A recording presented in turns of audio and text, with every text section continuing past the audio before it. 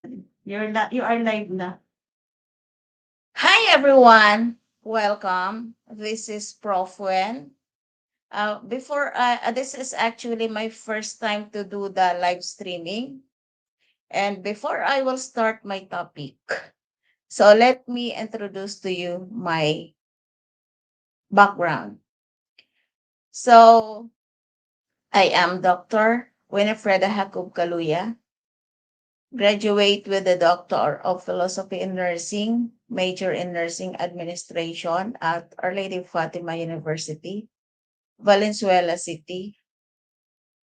I had already my dissertation published entitled Organizational Justice Practices of Nurse Managers, Its Impact to Commitment and Job Satisfaction Among Staff Nurse and Level 3 Public Hospital in National Capital Region. I had my 24 units of education also at University of Caloocan City and graduated 2015. And I finished my Master of Arts in Nursing, major in Nursing Administration at Our Lady of Fatima University, which is in Valenzuela City. Of course, it is here in the Philippines with a thesis title Competencies of Nurses based on 11K areas of responsibilities. I graduated at University of Northeastern Philippines 1989 with a degree of Bachelor of Science in Nursing.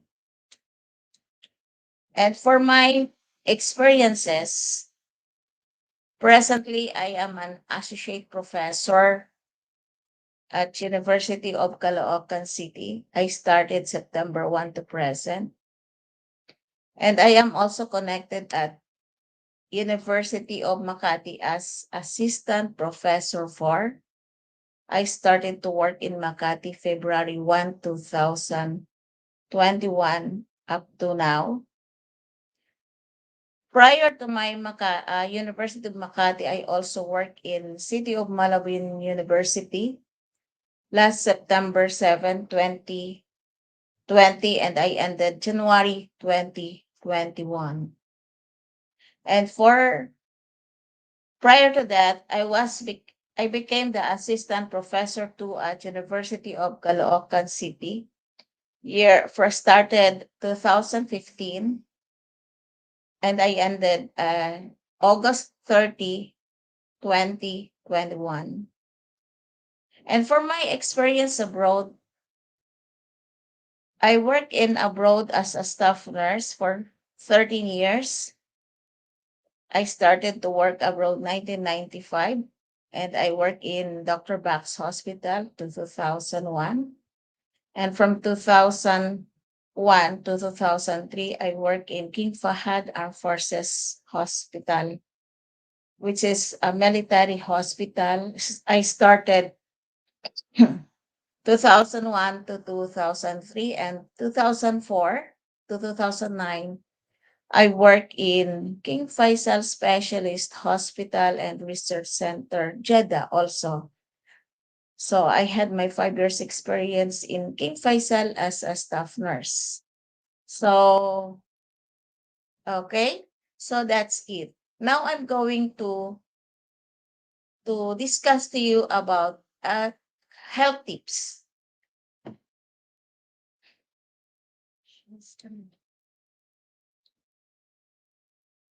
Sure.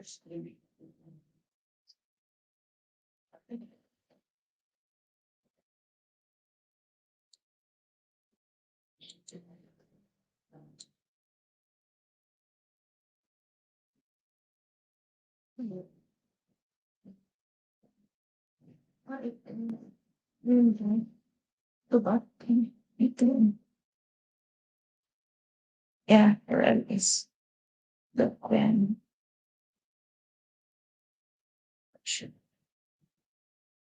impression.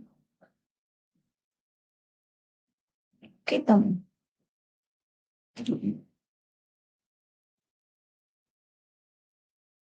Hindi siya malis.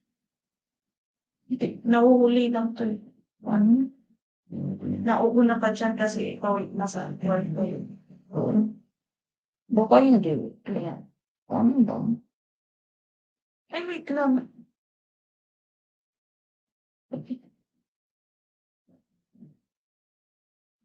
Ano ba yun? Di ba ganito?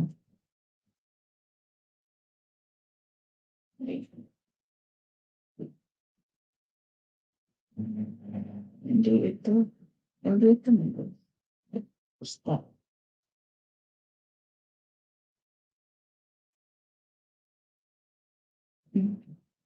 Iba nga natin. Eh, mali, no? Wala ba dyan? File na. Ito siya malis, no? Ay, asan naman? Ito, ano? Ibubukutin mo yan. Dito sa listing yan.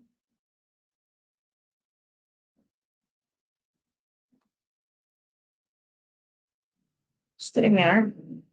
Ikaw mag-mute ka muna.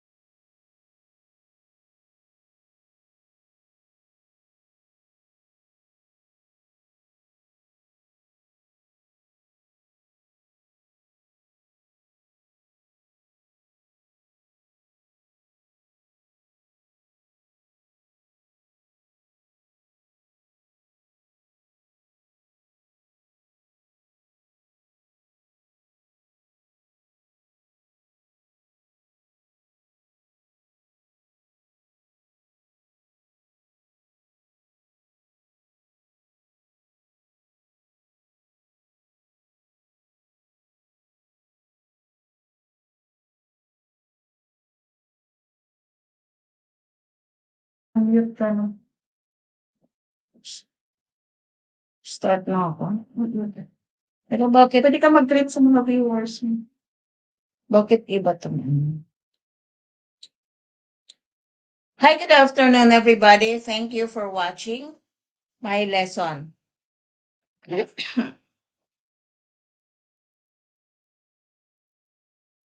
Okay, so my first topic is about the health promotion and prevention of the disease.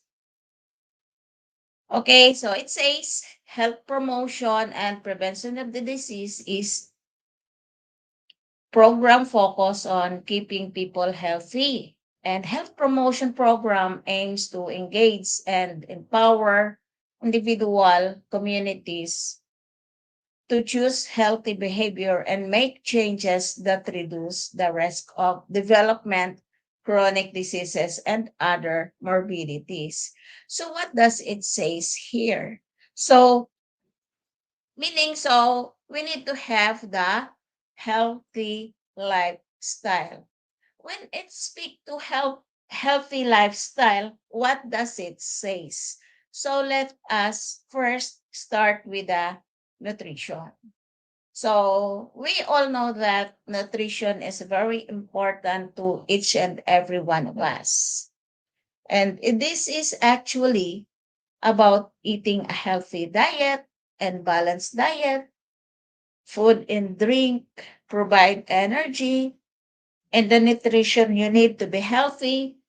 Understanding these nutrition terms make it easier for you to make better food choices. So yes, we are so particular with a balanced diet, as especially kung tayo ay medyo we are not getting any younger, lalo na yung mga 50s na. Don't you notice na notice natin na they are fond of what? Eating na more fruits and vegetables. So, yan, and fish. Uh, we observe that those who are belong to even 40s, di ba? Yung 45, yung 40s, if they are suffering already from high blood pressure, so nagda-diet-diet na rin sila. So, yan. And then, they will go for exercise, di ba? So, napaka-importante ng nutrition sa katawan natin, sa bawat isa sa atin. Now, a nutrition is how food affect the health of the body. Yes, food is really essential for us. Without naman food, we cannot really survive. 'Di ba?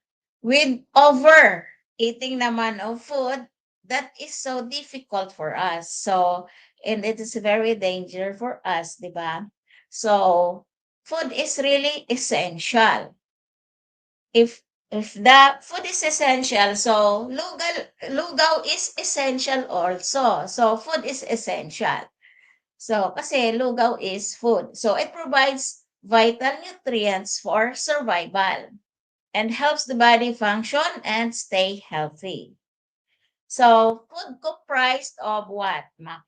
Macronutrients, including the protein. Ano ba ang nagagawa ng protein sa ating katawan? Siyempre, it builds and repair the worn out tissue of our body. So, yan. Like for example, the fish, di ba? So, yan. So, we have to eat more protein. Even carbohydrates. What does it say? Carbohydrates and fats that are only offer calories to fuel the body and give it energy but play specific rules in maintaining health. So, kasi 'di ba, when it speak to carbohydrates, elementary pa lang napag-uusapan na natin at ang dinidiscuss na 'to ng ating mga teacher. Carbohydrates is, what does it say? Energy-giving foods, 'di ba? Kaya na-notice natin yung mga athletes, they are fond of eating more energy-giving foods. And then they are drinking Milo. So, para daw, pampalakas sa resistensya. So, ayun. So, food also supplies macronutrients, vitamins, and minerals, and phytochemical and don't provide calories but serve a variety of critical functions to ensure the body operates optimally. So, yan. Okay. Vitamins and minerals. All look at the slides. So, healthy eating plate. So, that's recommended by our uh, body to take. So, yeah, in order for us to stay active, so we have to eat healthy uh, food. Like, for example, the fruits and vegetables. So, ayun, use healthy oil like olive and canola oil for cooking or on salad. And at table, limit butter. Avoid what? Trans fat. So, bakit? Kasi, kailangan yung mga, ano lang, oil na hindi masyadong, ay hindi nagko-contribute ng too much fat in our body. Kasi, hindi maganda pag mataas ang cholesterol sa katawan natin. So, iyan. So, ano ba pag mataas ang cholesterol natin? So, definitely, di ba, nahihilo tayo at sayang naman ang buhay kung ang cholesterol natin ay hindi natin babantayan at patuloy na tataas. So, baka mamaya, bata pa tayo, mga 40s pa lang tayo, na-stroke na tayo. So, hindi pwedeng ganon.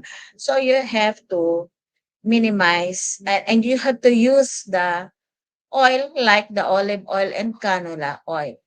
So more veggies and greater the variety, the better. So potatoes, french fries don't count. So itong pero french fries na to, hindi rin ito nakakatulong sa katawan natin kasi nilulubog sa mantika. So we have to eat fruits and vegetables, mga prutas, yung mga gulay, leaf and yellow vegetables. So, yun ang dapat kainin natin. And plenty of fruits of all colors. So, yan. Dapat, lalo na yung banana. Kung hindi natin afford yung mga mamahalin na prutas, so at least, sa araw, may banana tayo. So, kasi, maganda ang nagagawa ng banana sa ating katawan. So, we have to drink water, tea or coffee with little or no sugar. So, limit milk diary, 1 to 2 serving per day and juice. Small glass per day, so avoid sugar drink. So, water is very, very important to us. So, yan. Kasi it regulates body temperature. So, it cleanses us also. So, eat variety of whole grain like whole wheat bread, whole grain pasta, and brown rice. So, have to limit refined grains like white rice and white bread. Choose also fish. Okay, so poultry, beans, and nuts, limit, and meat and cheese. So, avoid bacon, cold cuts, and other processed meats. We have to avoid processed meats kasi, like for example, yung mga, syempre, yung it gives color, di ba, yung mga processed meats, ay cancerous din yun because of the additives that they are adding. So now, let's go to the water. Okay. Mabuhay na lang tayo na walang kuryente kaysa wala tayong tubig. So, napaka-importante ng tubig sa ating katawan, sa ating pang-araw-araw, di ba? So, it makes up about 60% of our body because our bodies lose water through breathing, sweating, di ba? Dahil pinapawisan tayo, and the digestion. And it is actually necessary to rehydrate through the drinking fluids and eating foods that contain water.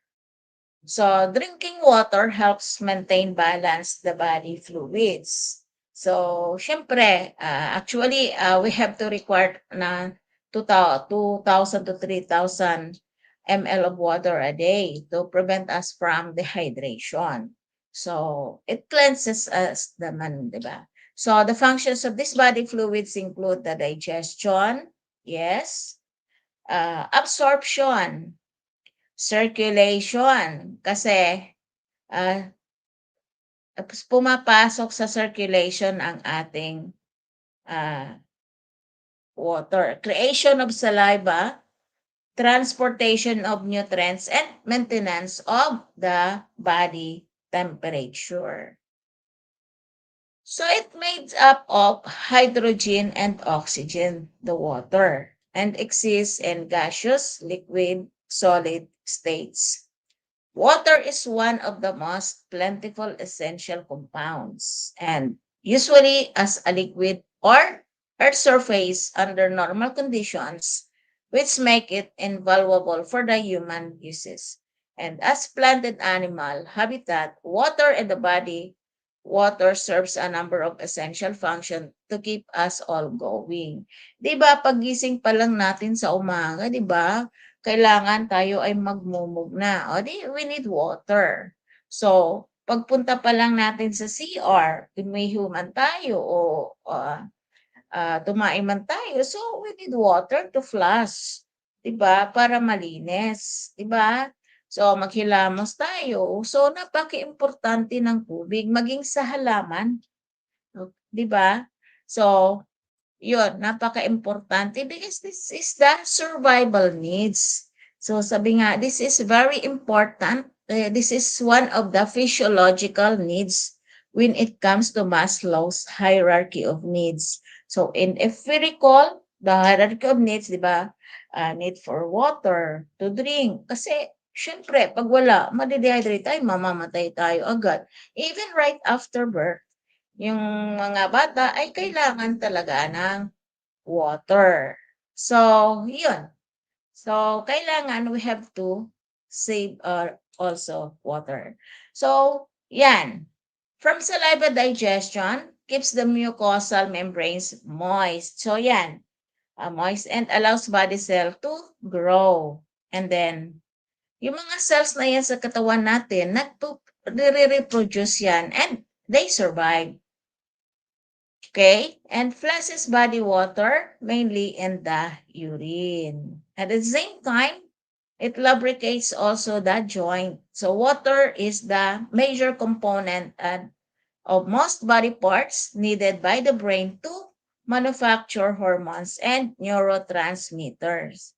So it regulates body temperature. So by means of sweating, pawisan ka. So yan, kaya nagre-regulate siyan. So, 'di ba? So, it acts as a shock absorber for brain and spinal cord then because it converts food to components needed for survival, for digestion, and it helps deliver the oxygen all over the body. So, that's very important. Okay, how do we keep naman water safe?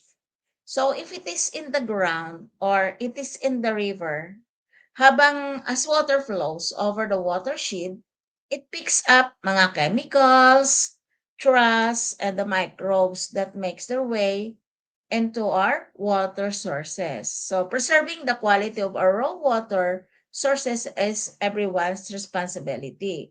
That's why ngayon, kailangan natin ay responsibility natin na we don't have to dump waste in the river kasi madumi. So dapat maging malinis ang ating kapaligiran. At the same time, halimbawa, 'di ba, kung may stagnant nga sa bahay natin yung mga mga tubig-tubig na hindi nakakadaloy, 'di ba? Pinag-aanuhan ng lamok. So pinagbabahayan ng lamok. So then kaya maraming lamok and then what will happen? Baka madenggi ka pa, 'di ba? So yan. Take unused pharmaceutical to the disposable center. Don't dump anything down storm drains. Use environmentally safe cleaning products. Yung hindi nakakadistroso. And clean up after your pits. And choose your loan fertilizer wisely. divert drain spout into your grass or landscaping. So don't pour unused cleaners down the drain, take toxic product to a hazardous waste facility. So dapat may segregation kasi yan eh. So use dishwashing soap that doesn't contain phosphates. Take used motor oil to the disposable site and don't pour grease down sink drain kasi nakakabara. So pollution occurs also when a harmful substance, often chemicals or microorganism. So yan, di ba? Yung harmful sa ating katawan yan, yung pollutions, yung mga chemicals. So yan, it contains microorganism. So yan. Okay, lalo na yung contaminated, na dumadaloy sa mga river, sa lake, sa ocean, aquifer, or other body of water. So, degrading water quality and rendering, if toxic to humans or the environment. What causes water contamination? Contaminants such as chemicals, nutrients, and heavy metals are carried from the farms. Then, farm factories and as it is by streams and rivers. So, into our base and estuaries from there they travel out the sea. So, meanwhile, marine debris, particularly plastic, is blown in by the wind or was in the storm drains and sewers. So, yun. So we have the healthy lifestyle. So actually, we have 7 evidence based on the healthy benefits of the drinking plenty of water. So first is it helps maximize physical performance. It significantly affects energy level and brain's functions and help treat headache, may help relieve constipation, definitely. May help treat kidney stones. Yes. Kasi when you are drinking more water, so nakikleanse yung mga dyan, yung mga stones, yung mga calcium oxalate. So, the more you drink water, the more na ay hindi siya nag-stay doon. So, it helps prevent hangovers and can aid weight loss. So don't forget to hydrate. So what you are doing is to drink more water kasi it's very important naman talaga in our body ang water. So food, okay. So any substance consumed to provide nutritional support for the body, and it is usually of plant or animal origin and contain essential nutrients such as carbohydrates, fats, protein, vitamins, or mineral, keeping food safe. So, yan. So, kailangan natin, wag nating kalimutan. But we have to take it into consideration, guys, that we have to keep clean, wash your hands, di ba? Thoroughly with soap before handling the food. So, yan. Wash your hands thoroughly. Dapat maayos ang ating hand washing. So, separate raw and cooked foods. Do not use the same knife or any other utensils for raw and cooked foods. And when buying groceries, make use that two are in separate bags.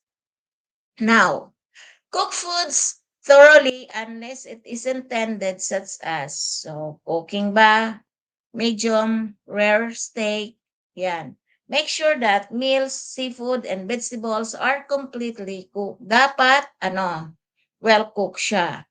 Use safe water and raw materials when preparing food. Make sure that the fruits and vegetables are thoroughly washed and the meals and seafoods are still safe to eat. Now, keep safe food at the safe temperature.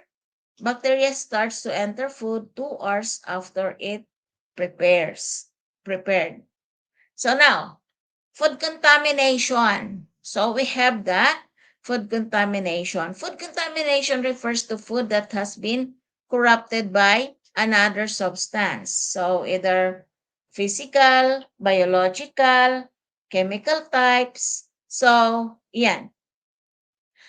So nutrition is the process of providing or obtaining food necessary for health and growth.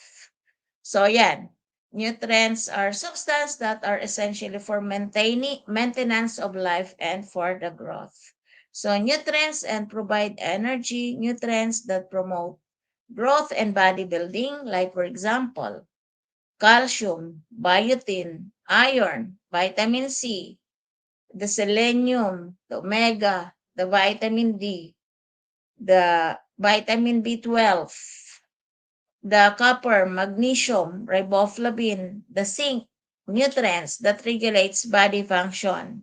So water, vitamins, minerals, elements, and the carbohydrates. So what are their uses? The vitamins and minerals. So water-soluble vitamins travel freely through the body and excess among usually are excreted by the kidneys. So the body actually needs water-soluble vitamins in frequent small doses, and these vitamins are not as likely as fat-soluble vitamins to reach toxic level.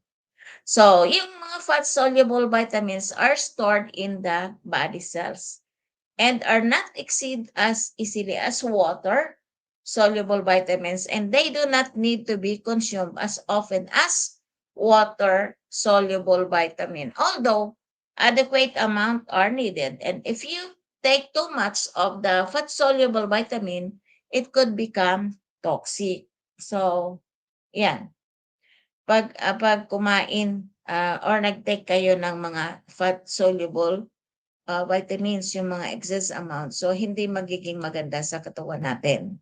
So, major minerals. So, one of the key tasks of major minerals is to maintain the proper balance of water in the body. So, yan. Okay, water in the body. Like for example, sodium, chloride, potassium, take the lead in doing this. There are other major minerals, the calcium, the phosphorus, magnesiums are important for healthy bones. Sulfur helps stabilize protein structures, including some of those that make up hair, skin, and nails. Now, let's go for the trace minerals. So trace minerals carry out a diverse set of tasks such as verifying oxygen throughout the body, strengthening bones, helping blood to clot, and so on. So the other trace minerals perform equally vital jobs, and such as helping to block the damage to body cells and forming part of the key enzymes or enhancing their activity. So what are the conditions resulting to malnutrition? Bakit nga ba nagkakaroon ng malnutrition ng isang tao? Kasi tandaan natin guys na pag sobrang payat, malnutrition. Pag sobrang taba naman, that is already considered malnutrition kasi that's overnutrition. So, dapat nasa normal lang tayo. So, long-term conditions that cause loss of appetite, feeling sick, vomiting, or changes in bowel habits such as diarrhea. This includes cancer, liver disease, and some lung conditions such as COPD, or that is what we call chronic obstructive pulmonary disease, mental health conditions such as depression or schizophrenia, which may affect your mood and desire to eat. So conditions that disrupt your ability to digest food or absorb nutrients such as Crohn's disease or ulcerative colitis, dementia, which can cause the person to neglect their well-being and forget to eat, and eating disorders such as the anorexia. So, yun. So, eating a healthy diet that includes lots of fruits, vegetables, whole grains, and moderate amount of unsaturated fats, meats, and dairy can help you maintain steady weight. So have a good variety of these foods every day, leaves less room for foods that are high in fat and sugar, leading cause of weight gain. Okay, so as part of the healthy lifestyle, we need the physical activity and exercise, of course. So regular exercise is very much needed and physical activity because it promotes strong muscle and bones. It also improves respiratory, cardiovascular health, and overall health, staying active, and can also help you maintain a healthy weight, reduce your risk of type 2 diabetes and heart disease, and reduce your risk for for some cancers. So this is very important. This as doing exercise. So yun, kasi okay, I will tell you a story because my husband had this stroke 2017. So nag-exercise siya parati kasi may diabetes siya. Then, he's taking Diamicron naman daily. And then, siyempre, dahil diabetic, tumaas ang kanyang BP. At suddenly, na-stroke siya. So, nag-complain pa lang siya ng pamamanhid, numbness of the lower and upper extremities. So, alam ko na, kaya dinala ko na agad sa hospital. Kasi sabi ko, yun, may stroke 'to. So yun, dinala ko sa ER. Then, ayun nga, ang kanyang diagnosis ay sabi ng doktor, stroke. So, CT scan, revealed. So yun, na-admit, then doon, na-paralyze na siya nung dumating na sa dun sa hospital. So, hindi na siya makalakad. Yung affected niya yung right side. So, yan. So, ang hirap ng isang na-stroke, di ba? Pero malaki ang factor pala ng isang dating nag-exercise. Tsaka after nun nang lumabas siya, panay ang exercise niya. Dahil mahiyain siya, lumalabas siya 3:00, 4:00 ng umaga para mag-exercise. Pero hanggang sa bago mag 2 years, actually hindi nga siya nagpa-PT, may rehabilitation siya, nag-visit lang siya siguro 3 times 'yun. Kasi parang ay hindi daw siya kuntento sa PT niya, so nag-ano siya, exercise regular na lang, umaga, tanghali, hapon. Then, bago pa mag 2 years, nakalakad siya. At praise God kasi kung titingnan niyo, napaka-straight ng lakad niya. Kung hindi ko ikwento, hindi alam na na-stroke. Ang kapitbahay ko lang nakakaalam kasi nakikita nila lumalakad pilay. So, pero kung hindi niya nakikita at malayo hindi niyo malalaman na na-stroke siya. So, gano'n. Bago mag 2 years, naka-recover siya at praise God, nakatrabaho pa siya sa build niya, 'di ba?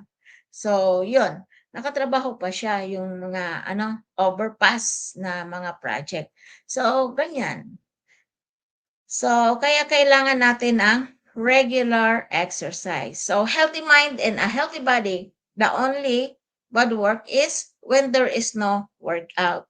So, kaya nga pag wala tayo, especially yung mga belong to the sedentary lifestyle, yung mga nasa opisina na wala ng exercise, tapos o-order lang ng mga food na siyempre yung mga McDo, mga Jollibee. So, yun. So, you're prone to develop this kind of, halimbawa, stroke. Kasi walang exercise. So, kailangan natin ang exercise, lalo na yung mga tumatanda na, yung not getting any younger na. So, kaya gano'n. So, yun. So, let's go for the personal health. So, kailangan din naman ay mayroon tayong personal health. This is actually the ability to take charge of your health by making conscious decision to be healthy. So yan, dapat gwardyado or bantayan natin ang ating personal health. So dapat ang posture and good grooming natin ay well presentable. So posture is the position in which you hold your body while standing, sitting, or lying. So good posture involves training your body to stand, walk, sit, and lie so as to place the least strain on muscles and ligaments while you're moving on performing weight-bearing activities. So dapat you are involved for the training. So yung paano ba yung lumakad, paano ba yung tindig, paano ba yung tamang pag-upo. So yan. So good grooming is taking care of yourself and your body, and it is something everyone can and should do. So dapat ay hindi lang sa posture, kundi kailangan din mayroon tayong good grooming. It is how good, feeling good. All you need to do is establish a good daily routine so that you will remain fit, healthy, clean, and tidy. So, yun. So, what are then the benefits of good posture? So, syempre, good postures, if you have the good posture, can you have a better breathing? You have a super self-confidence. Diba? Kasi, especially when you are walking, so parang you're walking with pride and dignity. So, back relief, improve mood, optimal digestion, look skinner. So, we have to reduce the headaches, greater function as you age. So, yan, it boosted energy and at the same time, it really improved concentration. Now, what are the ways to maintain a good posture? So, while sitting at a desk, so keep your feet on the floor or in the footrest. If they don't reach the floor, so don't cross your legs. Your ankle should be directed in front of the knees. So, dapat directed lang yung ankle in front of the knees. And keep a small gap between the back of your knees and the front of your seat. Now, when standing, bear your weight primarily on the balls of your feet. Keep your knees slightly bent. Keep your feet about shoulder width apart. Learn your arms hang naturally down the side of the body. And when lying down on bed naman, find a mattress that is right for you. While a firm mattress is generally recommended, some people find that softer mattresses reduce their back pain. So your individual comfort should guide your choice. So avoid sleeping on your stomach. So now you have the guidelines for I'll give you the guidelines for the good grooming. So our good grooming should create a professional image at work, and we have to be attentive to our appearance and posture. Okay? The fact that grooming is the combination of style and discipline, so it is perfect an image of organizations, culture, and ethics to our esteemed customers, which is our guests. Now, care of the body parts. So, syempre, kailangan natin ang maayos, malinis na pag-aalaga ng ating kamay, ng ating mga nails, yung kuko, and the fingernails. So, kasi bakit? Ang kuko natin ay pwede yan mangolekta ng mga bakterya. So, kailangan the nails should be trimmed regularly to keep them clean. So, yan. Lalo na sa mga working in the hospital, yung mga nurses. So, trim talaga ang mga kuko nila, maiksi. Kasi, yun, bawal ang mahaba ang kuko. Kasi that is what? pwedeng magstay ang bacteria diyan. So kaya para makikita mo sa mga nurses, sa mga nagdu-duty sa ospital, so trim talaga ang kanilang kuko. So nails should be trimmed straight across and not too close to the skin. And it is important not to bite or pick at fingernails or cuticles. So yon, wag kainin, kagatin. Kasi 'di ba, makikita natin lalo na yung mga bata, oy, minsan nga nagtatamsak pa, 'di ba? Minsan kakagat-kagat. So you are what? Biting an infection pag ganyan. So we have to advise yung mga bata, yung mga anak natin, o kung sino mang batang nakikita natin na huwag nating gawin ang ganon. Kasi that is, we are introducing infection to our body. So, pagdating naman sa ating buhok, hair is properly washed by wetting it thoroughly with warm water and working shampoo into the hair with the fingertips. So, until there is good lather. So, through rinsing removes suds and loosens scalp flakes. So, yan. Towel is then used to squeeze extra water from the hair and pat it dry. So, yan. Kailangan maayos. Lagyan natin ng shampoo ang ating pag naliligo tayo. So, thoroughly, after na may shampoo, so thoroughly, we have to wash it with water. So, yan. And feet also should be washed regularly and change socks often. So, yan. Kailangan ang maging sa paa natin ay kailangan ay sabunin natin. Kailangan ay hugasan natin regularly. And then, ang medyas natin especially, wag nating isuot ng wag nating isuot ng paulit-ulit. Kailangan bago. Yun, sense organ. So what are the sense organs? So let us start for the eyes. So, alam natin na eyes are the most delicate organs and we should be careful to protect the eyes from injury. Kasi bakit? Pag na-injure ang ating eyes, there comes a time na baka tayo ay mabulag. So, we should wash our eyes daily. So, with fresh, clean water, we should not rub or touch the eyes with dirty fingers or dirty handkerchief. Yun. And ears, we should not clean the ears with any sharp or pointed object.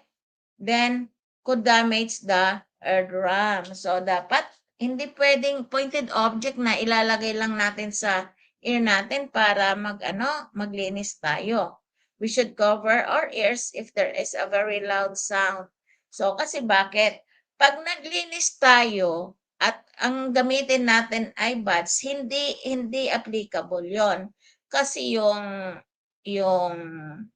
dumi sa ating ear ay the more na mapupush lang at madidikit sa eardrum.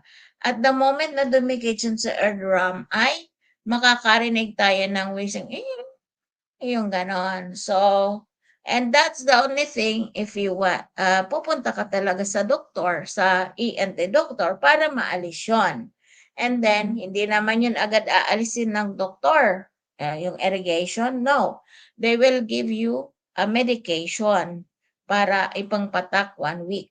And then after that, pag loosen na, so that's the time pwede na nilang isaction yun. So yun. So what about the nose? So when you wash your face every morning, blow your nose to clean it. Always use a clean tissue, paper, or handkerchief to clean your nose. So yan. Kailangan handkerchief, tissue para linisin. So si tongue naman, we should clean our tongue every morning when we brush our teeth. So pag nag-brush tayo ng teeth, so we have to clean our tongue. So clean every part of your body while taking a bath. Dry your body with a clean towel before you wear fresh, clean clothes. So change undergarments daily. So yan, kailangan daily magsuot, yung mga alam ba, mag-change. So, kahit damit, kahit panty, kahit bra, basta undergarments, so we have to change it. So, then we have to have our regular check-up. So, syempre, kailangan nating magpa-regular check-up. Like for example, the physical exam. So, it's really important for us to have this physical exam. And that what does it comprises the physical exam?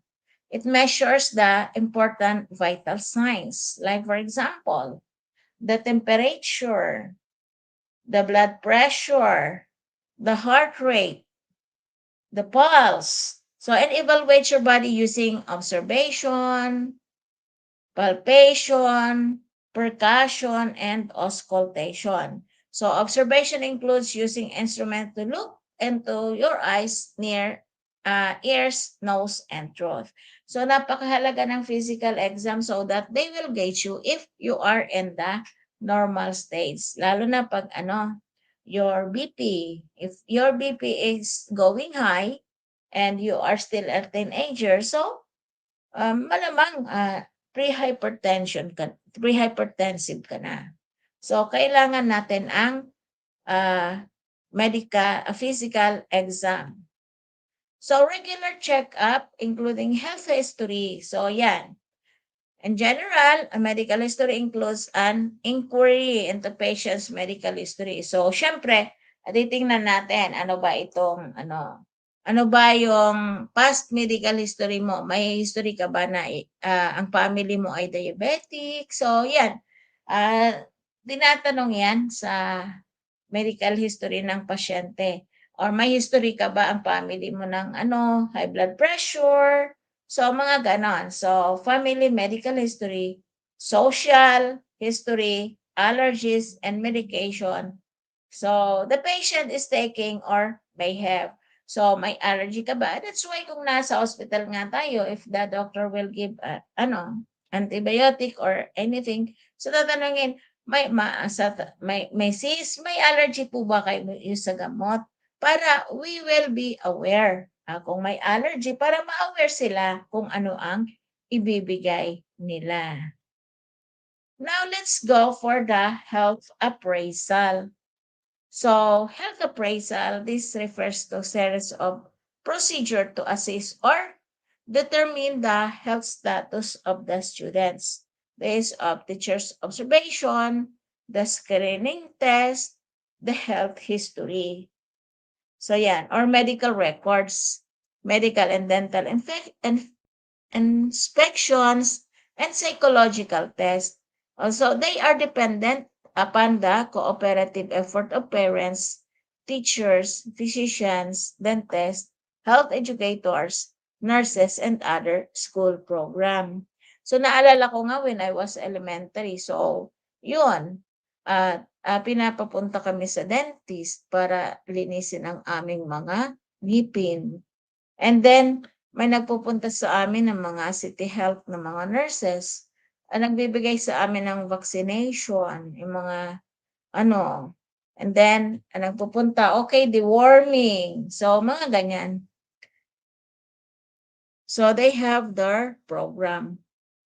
So, avoidance of smoking is one of the, kailangan kasama siya sa healthy lifestyle. So, avoidance of smoking, dapat talaga, we have to avoid smoking. We have to avoid tobacco use. So, to prevent smoke, strategies that comprise a successful comprehensive tobacco control program includes mass media campaigns, higher tobacco prices, smoke-free laws and policies, evidence-based school program, and sustained community-wide effort. So, yun. So, kaya nga, diba, you have to, you can live without cigarette, but you cannot live without your lungs. Totoo naman yun eh. Kasi lungs is an organ of respiration. Paano ka maghihinga? Ganon. Kung wala kang lungs. So, you have to save your lungs. Kaya nga 'di ba, kasi hindi rin naman mapigil yung mga tao sa mga pagsisigarilyo nila, hindi rin naman mapigil ang mga tao. So, what the government has just order na, okay, pero ilagay niyo yung ano ba ang, mangyayari 'pag ikaw ay nagsisigarilyo. So, or you keep on continuing using cigarette. Kaya nga 'di ba nilagay nila halimbawa emphysema, gangrene, yan. So stress. So we can't really avoid stress in our everyday life, but we can reduce and take ourselves better. Ang stress ay ano, kaakibat na yan ng buhay natin. So, kaakibat na ng buhay natin at we have to avoid it in our daily life, yung ma-stress. Okay. We have to make exercise. Kasi stress can also make you subconsciously tense your muscles, which exercise must help to release. So, yun. So, ngayon, kaya kailangan ay we have to decide ourselves, especially ako talaga, in the morning, so kailangan kong maglakad-lakad. But sometimes, hindi ko nagagawa because maraming ginagawa eh. So, minsan late na natulog dahil sa gagawin ng lessons. So, para may baon kinabukasan. So, yun. Pero we have to make discipline. We have to we have to if we love ourselves, so dapat may disiplina tayo sa sarili na tayo ay mag-exercise. So you have to organize para mawala ang stress mo. Anong gagawin mo? So stress can kick in when you're feeling overwhelmed by the number of tasks that you need to be done or deadlines that you must be met. So, halimbawa, writing to-do list or time management strategy can help you focus on seeing each task through the completion. Kailangan kasi organize mo sarili mo. So, yan, kung anong gagawin mo, you have to objective na, ay dapat at the end of this one, ganito. May objective ako para at least ma-avail ko. Then, kasi pag ang dami mong ginagawa, wala ka namang programa sa buhay mo and then darating na punto na tambak na naman ang sa deadlines mo, tambak. So, dahil nga hindi ka organized, talagang magkakaproblema ka. So, for myself, I am really particular with time management. Napaka-importante ng time management kasi yan eh. So, ayun. Ay, baby, nawala. Ha? Nawala, bakit nawala? Uy, bakit? Andiyan yun. Nasaan? Ay, hindi. Nasa labas ka.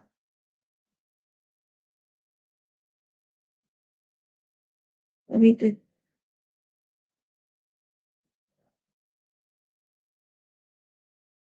Ito pa. Kasi hindi pa naman stop eh. Wait. Ay. Oh. Aray. Ay, po.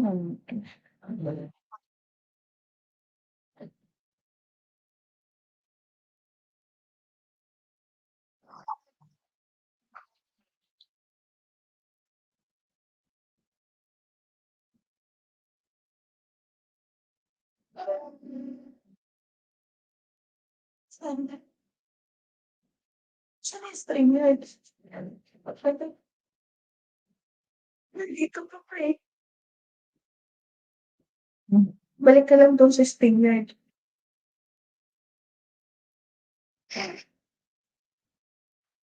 Shit.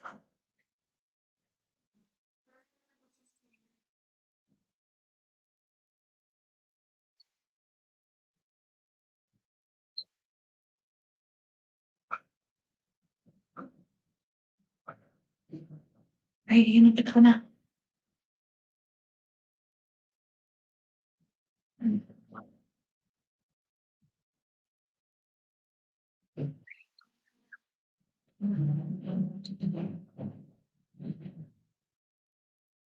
Ikutin mo ulit.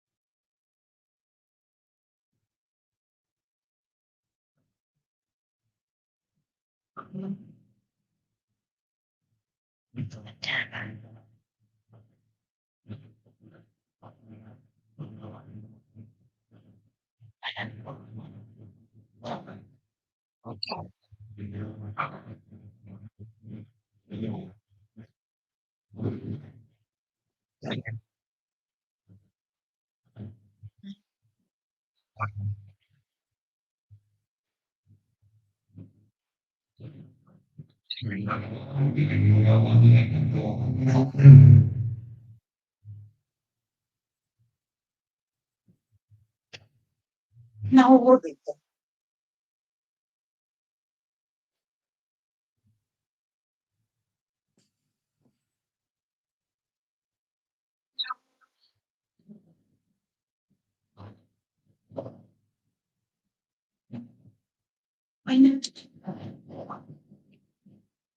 Okay, so yan.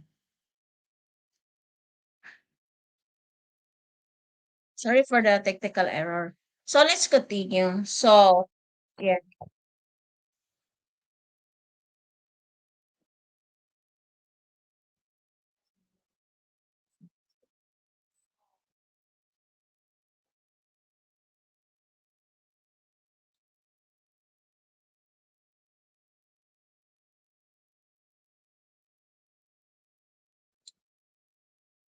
Sa YouTube, sa YouTube ang yun.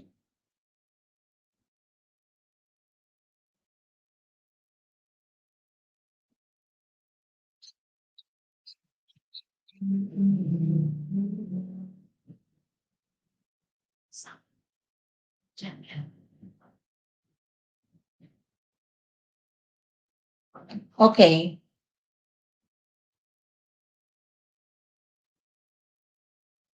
So, okay, so as what I am telling a while ago, so you have to organize ourselves. We have to organize ourselves. Okay? So because if we allow stress in our lives, so it can kick in when we're feeling overwhelmed by the number of tasks.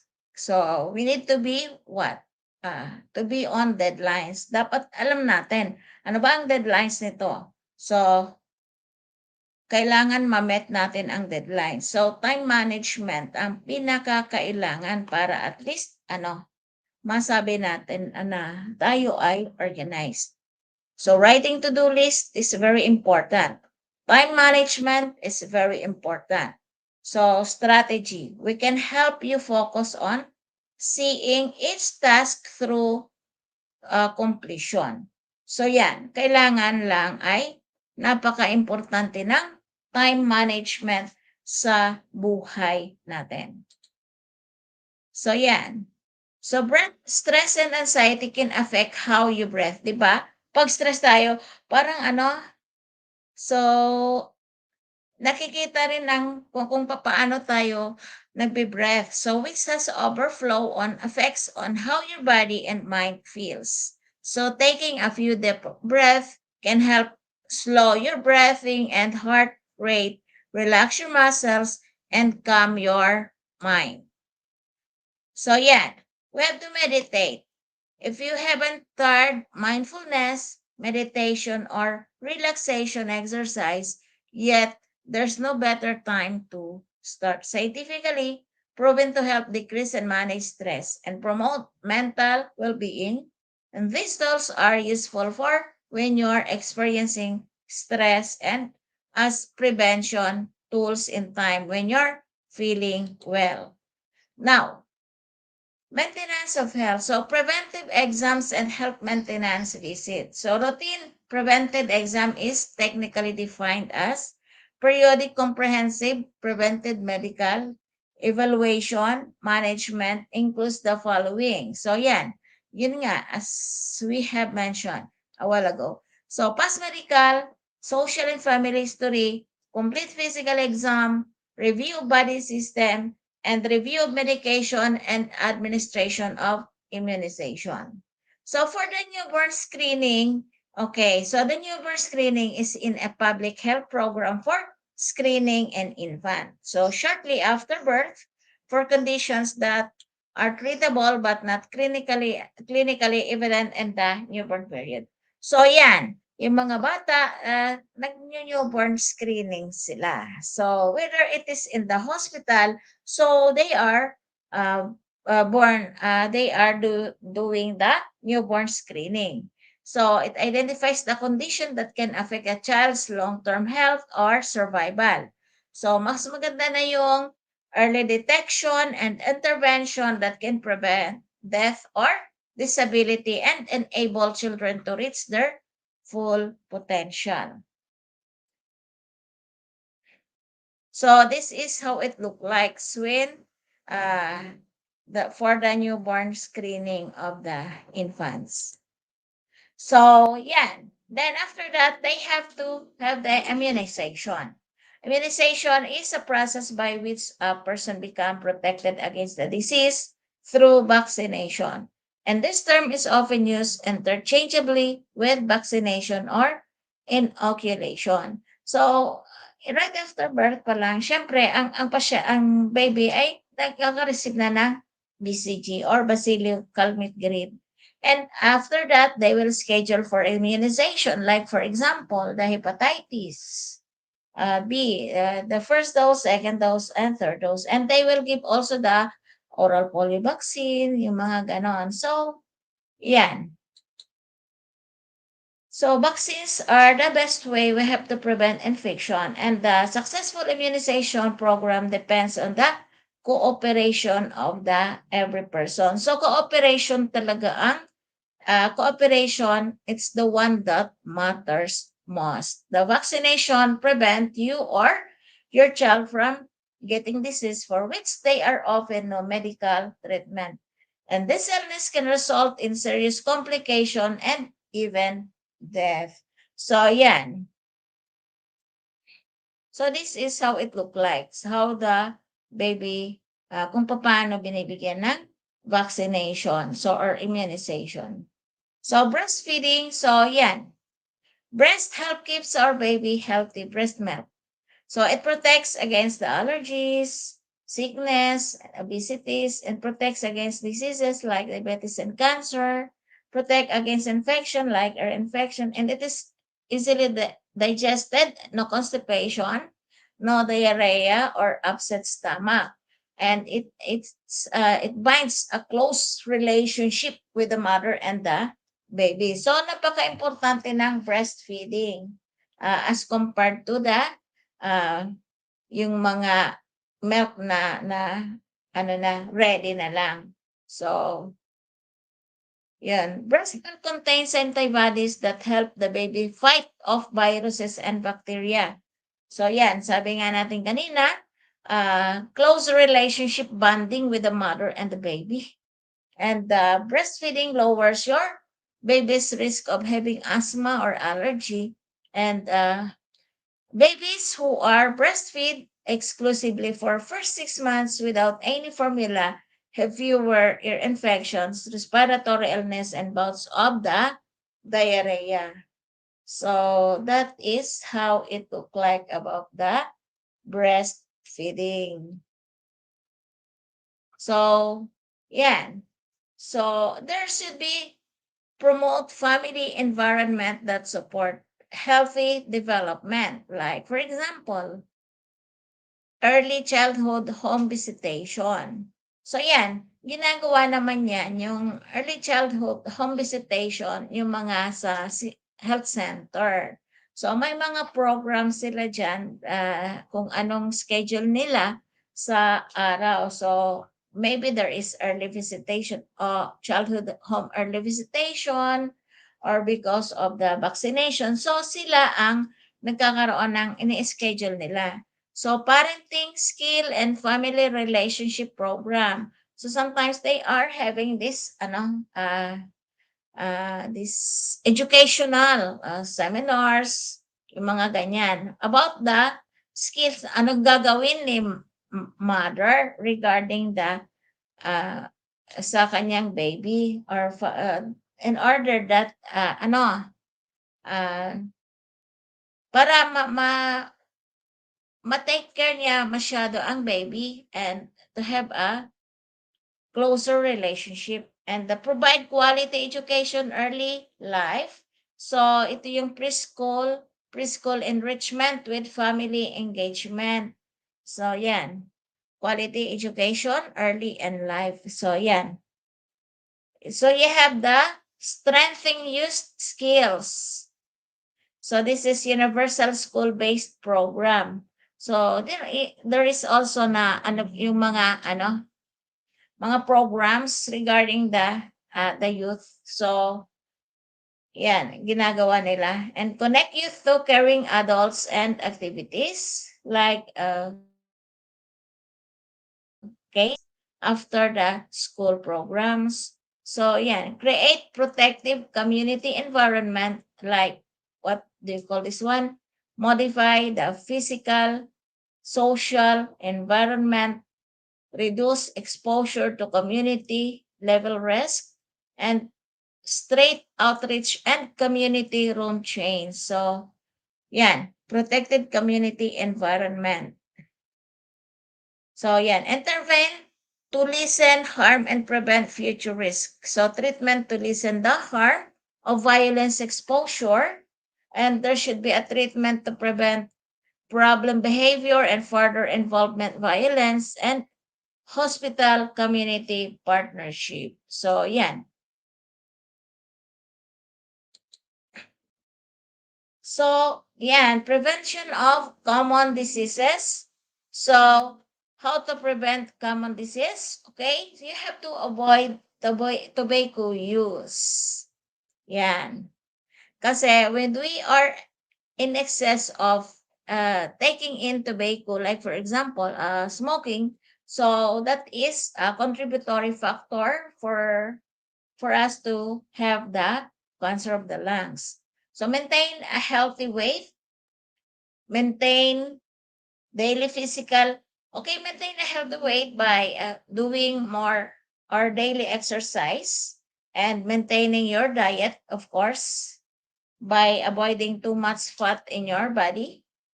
So maintain daily physical activity and limit the television watching.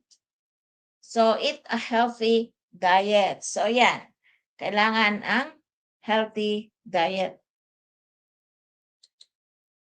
Now, that's my reference. And now, we will go to the skeletal system. So, yeah, this is a very important topic for us because our body is made up of skeleton.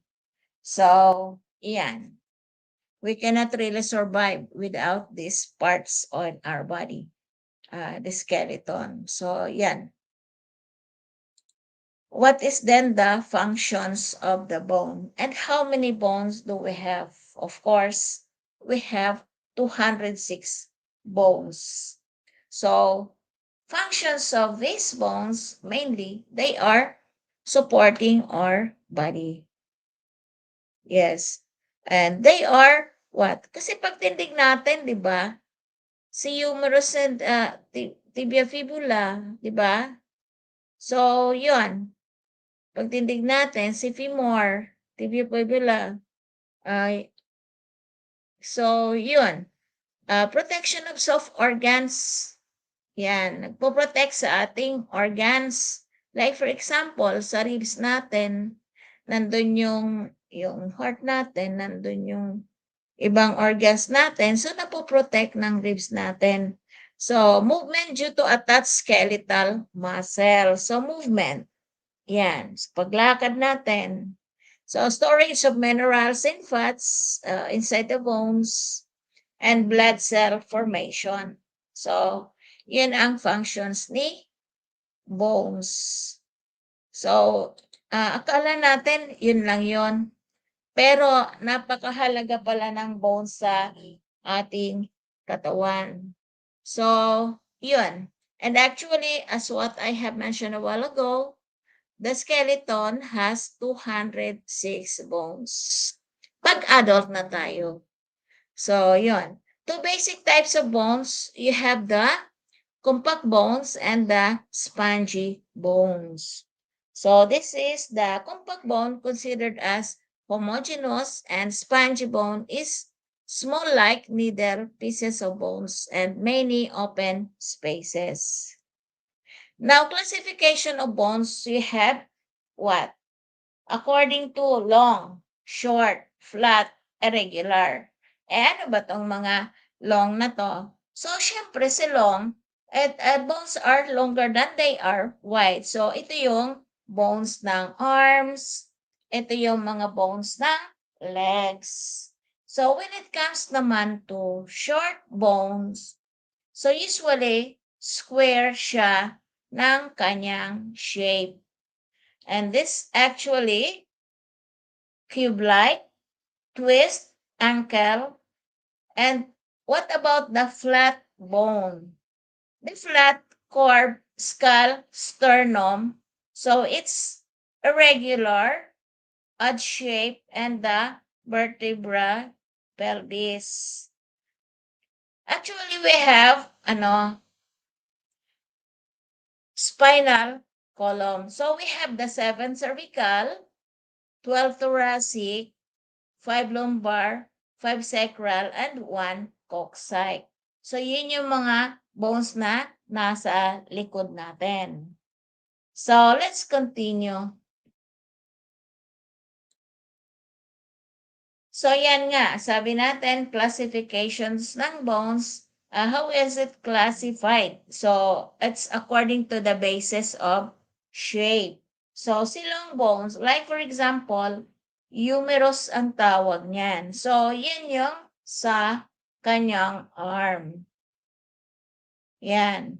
Si short bone or the carpals. Yan. So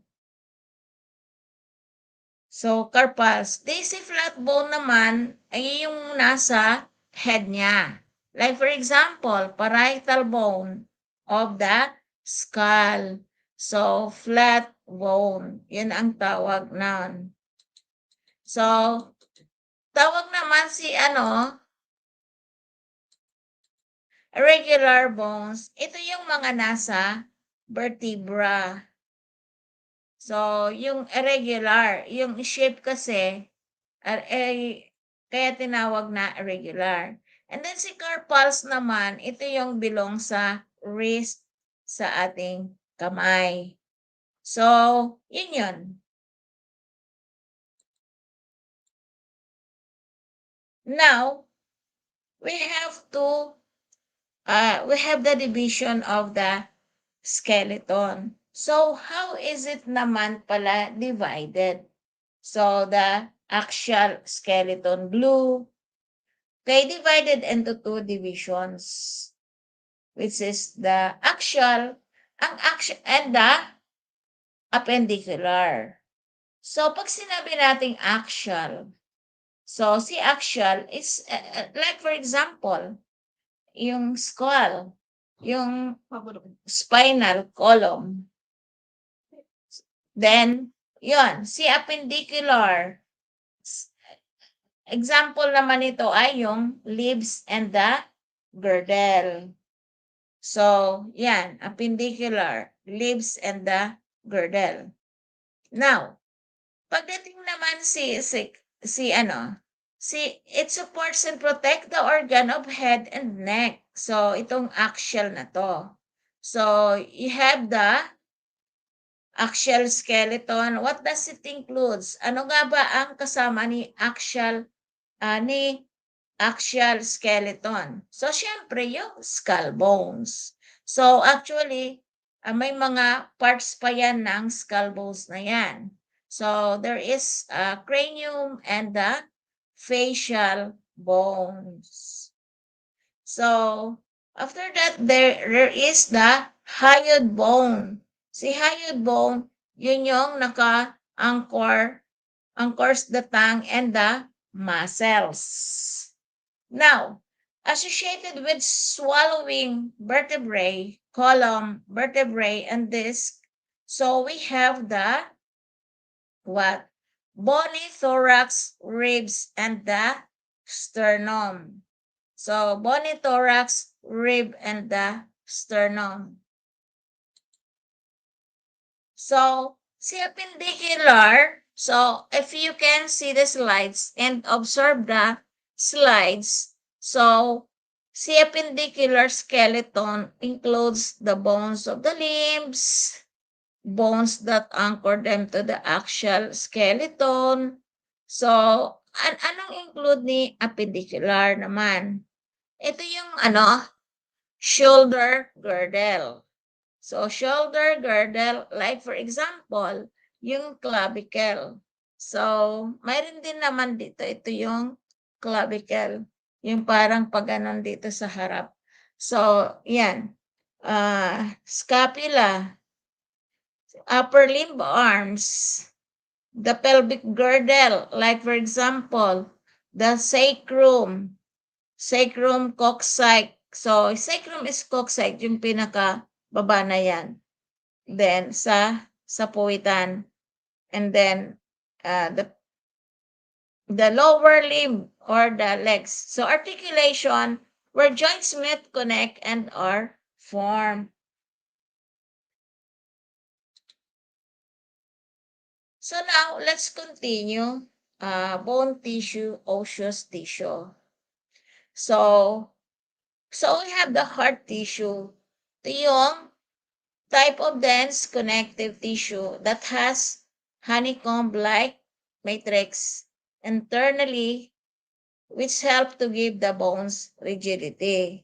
So this is actually made up of different types of bone cells. The osteoblasts and the osteocytes are involved in the formation and mineralization of the bone. So osteoclasts are involved in the reabsorption of bone tissue.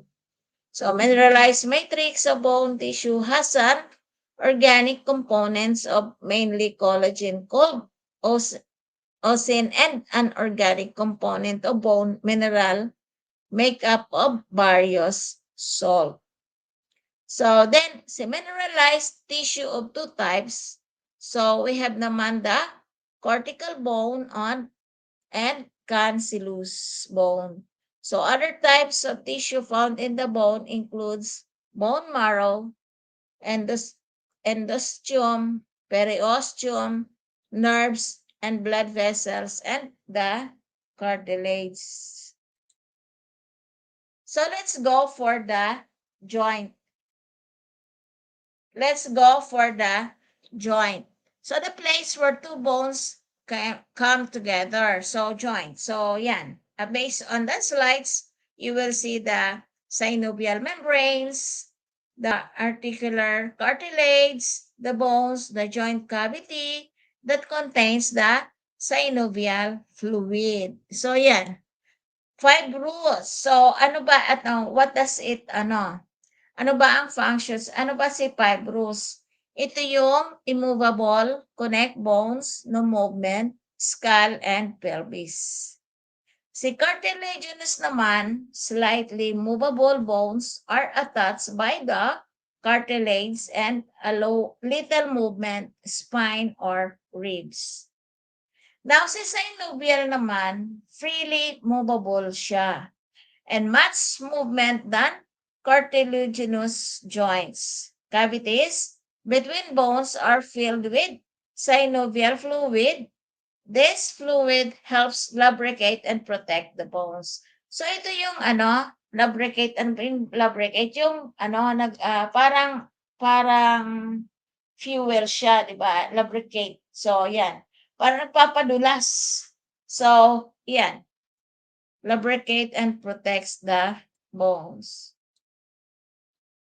Now, so the synovial joint. So you have this is how it looks like in the slides.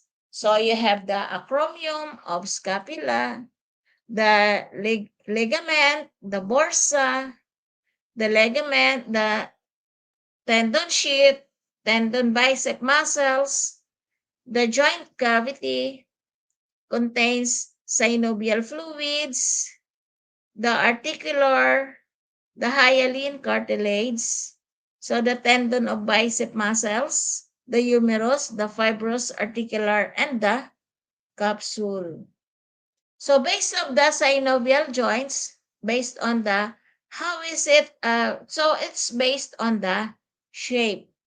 If you can see on the slides, according to shape, yung ano ba ang shape ni carpals? So si carpals nga, sabi natin na you will find it out sa kanyang hands. So yan ang shape niya. So si all na ba?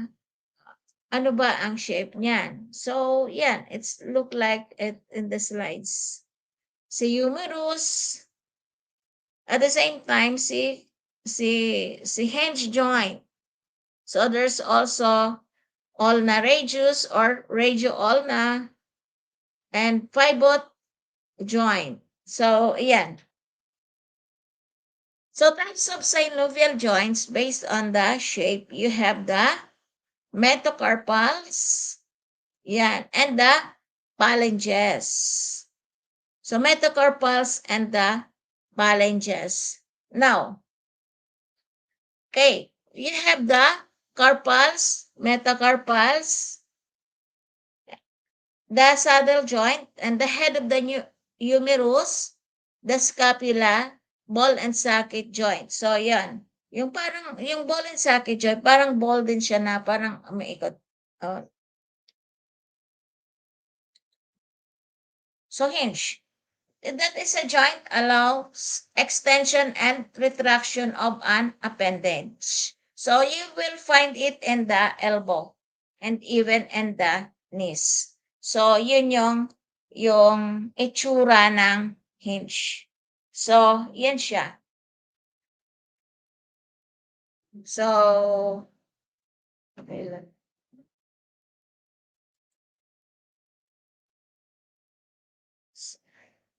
So, let's go to the ball and socket. Can you,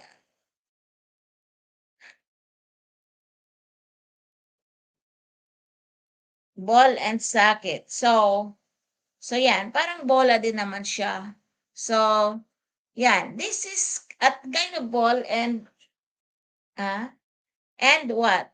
Socket joint allows for radial movement in almost any directions. And actually, they are found in the hips and the shoulder. So, dito sa hips and dito sa shoulder natin.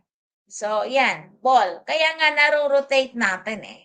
So, yan, that is the ball and socket joints.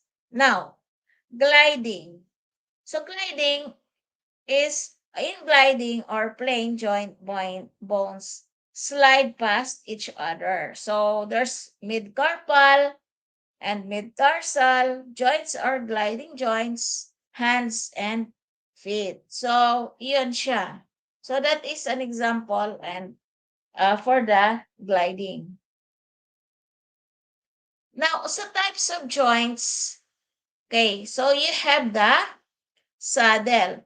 Ano naman itong si saddle? So, this type of joint occurs when the touching surfaces of two bones have both concave and convex region, with the shapes of two bones and complementing one another and allowing a wide range of movements. So, yan ang si saddle. So, what's the effect of aging on joints? Ano ba ang epekto nito sa atin?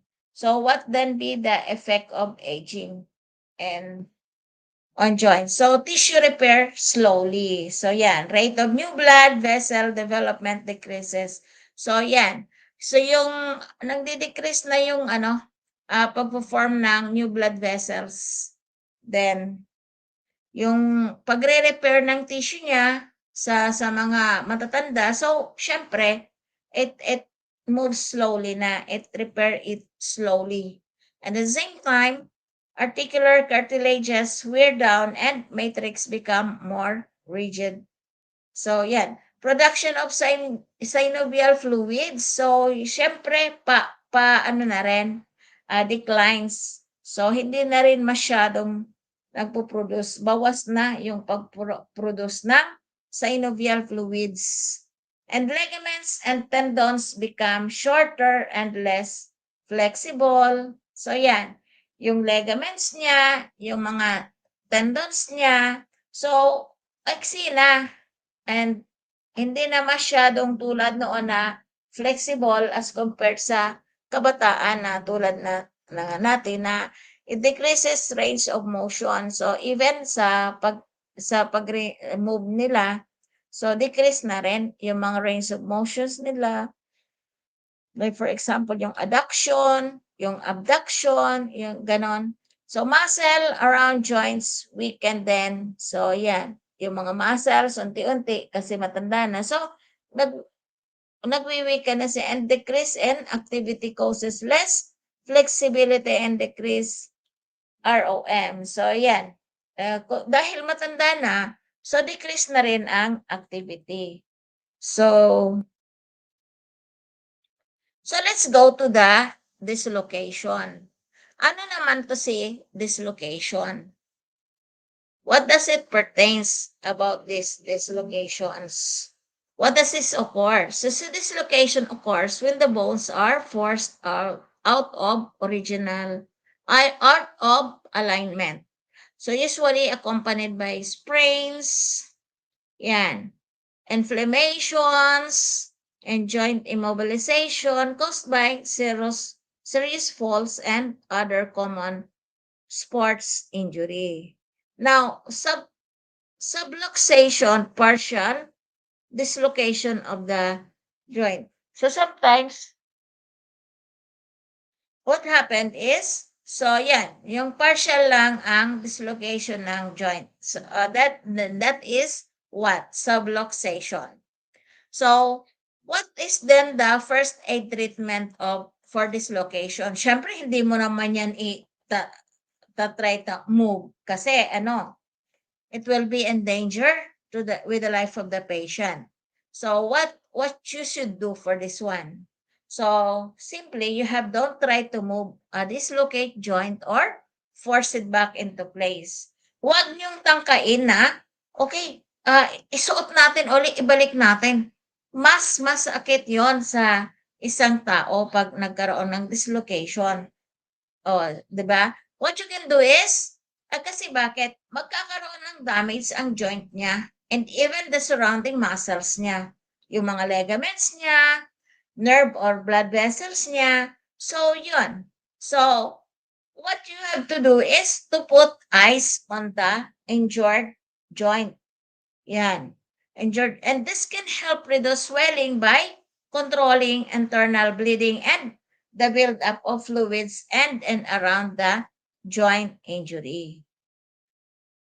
So this is how it look like when the patient suffer sprain. So yan siya, sprains. So the ligament reinforcing a joint or stretching or turn. So this happens, partially torn ligaments slowly repair themselves. So there's completely torn ligament require prompt surgical repair. So how do you treat this sprain? How do you treat the sprain? So, yan. Si sprain, paano mo ma-treat siya? By approach of rice. Hindi yan yung rice na bigas. So, kundi, R is for rest, I is for ice, C is for compression, and E is for elevation. So, rest. So, papaanong paraan?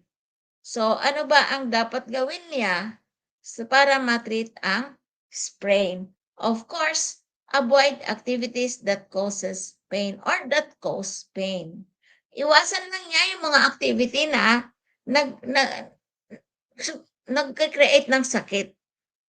So, or swelling or discomfort, so iwasan niya. So, eyes, even if you're seeking medical help, so kailangan eyes muna in the area immediately. So, yan yun. And then, compression to help stop swelling. So, compress para mag-stop ang swelling niya. And compress the area with an elastic bandage until the swelling stop. And then after that, yes, the elevation. Now, so, yun yung it's about the skeletal natin. So, how are we going to do naman for the cardiovascular system blood? So, let's go for the topic of cardiovascular system blood. So, anatomically and physiologically speaking, heart is only a pumping of organ of the body. So, meaning, it pumps the blood into the blood vessels by way of transporting it to the lungs, where oxygen is absorbed and carbon dioxide is excreted. Now, ibig sabihin, dahil pumping organ of the body, so pag dumaan si blood, so push. So, that's because ang muscles ng heart is, or the, that is what, involuntary. So, kaya sige ang pump niyan. Like for example, yung pagdaloy ng ugat, di ba? Kay unoxygenated blood that comes from the upper extremities will enter into the right atrium by way of the superior vena cava. But unoxygenated blood that comes from the lower extremities will enter into also in the right atrium by a way of the inferior vena cava. So, once the blood is already there, okay, napuno na ang right atrium, just imagine. So, there is, pwede bang pwede bang mag-illustrate? Pwede bang baka di nila ako makita eh. Ano? Illustrate. Hindi, kikita ko. So, yun. So, just imagine that I will take a pentel pen. So, just imagine. So, kasi for you to make it clear for everybody how the blood traces to go into the heart. Okay. So, actually,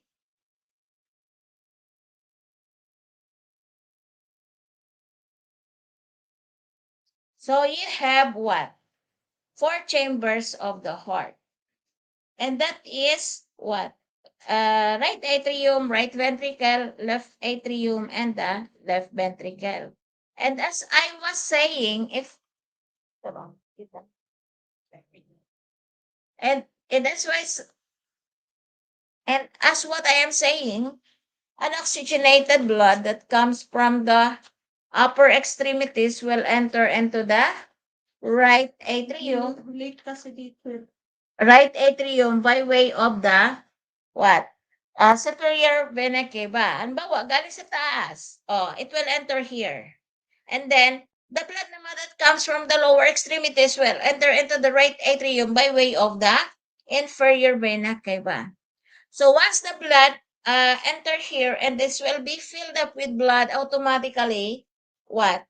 This will close. And then, this one will automatically open, and this is the tricuspid valve. So this will automatically open. Why? To prevent to flow the blood from the right atrium to the right ventricle. Now, when the blood is already here, when the right ventricle the blood was filled up in the right ventricle, so automatically this tricuspid valve here will close. Why? What's the function? Of course, to prevent the backflow of blood from the right ventricle to the right atrium. So, yun siya. So now, when this will be closed and then this is filled it up already, so the blood will go to the lungs for oxygenation. Okay, oxygenation. So once the blood enter into the lungs, so by way of pulmonary artery, once the blood enter into the lungs, so it's already oxygenated when kung paglabas na. Kasi bakit? Yung mga waste matter dyan, the waste matter will be remain in the lungs. And then after that, the blood that will come out from the lungs to the pulmonary vein is already oxygenated. That is considered oxygenated. And then, okay, so the oxygenated blood will go to the left atrium.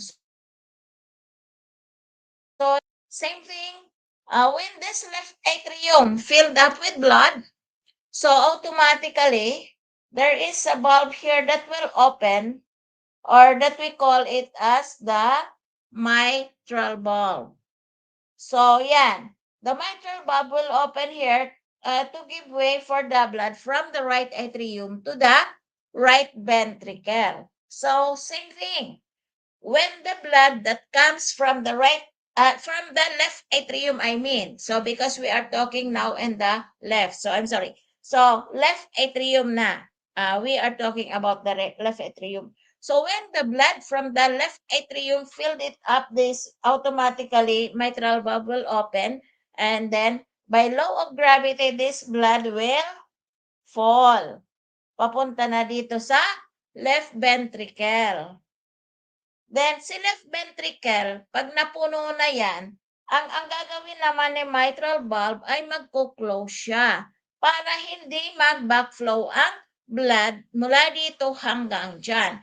Kasi sige lang ang pump ng heart eh. Pak, pak, pak. Eh, si SA node, pacemaker of the heart. Pag yung atria, yung responsible yan ng contraction, pak. So, yun. So, dire-diretso. So, kaya kailangan mag-close yan. And then, after nun, pag napuno na ang left ventricle ng blood, so the blood will go to the aorta, will pass to the aorta and will distribute to the different parts of the body. And the cycle will be repeated. So, yun sa cardiovascular blood. So, if you have any clarification, you can write in the chat box and I will answer you. Okay. Now, so cardiovascular blood. So, sabi natin, di ba, as I have mentioned a while ago, it's a pumping organ of the body. Okay? And that is responsible for transporting also oxygen and nutrients to the lungs and the tissue. So, as I have based on the explanation, di ba, yung blood napunta sa lungs. So, yan. So, and tissues. So, forming blood clots to prevent excess blood loss. So, carrying cells and antibodies that fight infection. Yan. And bringing waste product to the kidneys and liver. So, and then, which filters and clean the blood. Now, regulating body temperature. Now, let's go for the next. What is then the properties of blood? Ano ba yung properties ng blood? What about the color? So, si color ng blood is definitely bright red in arteries and dark red in veins. So, tatandaan natin na pag sa artery, siya, yung color niya is bright red. Kaya nagda-dark red na siya Kasi nasa veins na siya. So, ang mass naman, 8% of the body mass. So, ayun. 8% of the body mass and the pH is slightly alkaline. So, 7.5 to 7.45 and taste is what? Naranasan nyo na ba na matikman? Unexpectedly, bawa bigla aksidente, nag-sparking dugo, pak, napunta sa bibig nyo. What does it taste? Siyempre salty. Diba? Yung blood ay salty. And the temperature is 38 degrees centigrade. So, yan. And at the same time, viscosity, 3.4 times more viscous than water. Malapot siya. Kaya nga, di ba, sabi, and that is 5 to 6 liters. Sabi, di ba, blood is thicker than water. So, yan. Kasi ang blood is malapot. So, blood is thicker than water, ay application yata to sa mga mga relatives, sa mga kapatid, sa mga pinsan-pinsan, di ba? So, blood is thicker than water. So, yan. Yung mga kasabihan na naririnig natin. So, next. So, yan. Ang percentage ng blood, you have the 55%, 45%. So, you have the plasma, the red blood cells, the platelets, the white blood cells. So then, what's then the component of blood? So you can see and then you can distinguish because based on the slides, so according to color, so according to shape, so you have the different colors. They have the different colors. Magpa-plasma man siya, magpa-red blood cells man siya, magpa-white blood cell man siya, magpa-platelet man siya. So, yan, tingnan mo ang plasma. So, para siyang yellowish, di ba? So, yan. Ang RBC talaga ay, yan, red. And when it comes to white blood cell, iba naman. And also si platelets, iba naman kulay at iba ring hugis. Now, si plasma, mixture of water yan. So, yan. May mix na water, sugar, fat, protein, and salt. So, function is, ano ba ang function ni plasma? It suspends blood cells and transport blood cells, carries metabolic waste and nutrients, and at the same time, what? So, circulates hormones. It maintains water content and body. So, it maintains also acid-base balance of the blood. So, yun yung structures ng plasma. So, si red blood cells, structure, large area contains hemoglobin peaks of oxygen, has new nucleus to make room for more oxygen. Now, what's then the functions of the red blood cells? So, reminder pala guys, for you to have the idea. So, di ba, when a patient, halimbawa, the patient is in the hospital and for blood transfusion. So, syempre, ang gagawin ni nurse, okay, bawa, doctor's order for blood transfusion, 1 pack unit of red blood cell or pack RBC. So now, syempre, si nurse, titingnan, ano bang order ng doktor, pack RBC ganito. Ano ba ang type ng pasyente? Halimbawa, let's say A plus or A positive. Now, there is a time na okay. Now, kung mag-order kayo at kung about to give na kayo the patient for blood transfusion, halimbawa, 3 o'clock or 3:30. So, before you go to the blood bank in your hospital, yung nasa baba, yung blood bank, kasi usually ang blood bank doon ini-store ang mga blood. So, before you go there, you have to take the temperature of the patient. Kasi pag maglagnat ang pasyente, hindi nyo yan, you cannot even give that blood. So, even check the IV sites. Kung tama ba, kung flow ba, kung hindi ba infiltrated ang IV ni pasyente, kung hindi ba maga, kasi malamang baka dumadaloy lang yun, pero maga naman ang kanilang tissue. So, hindi rin pwedeng lagyan yon.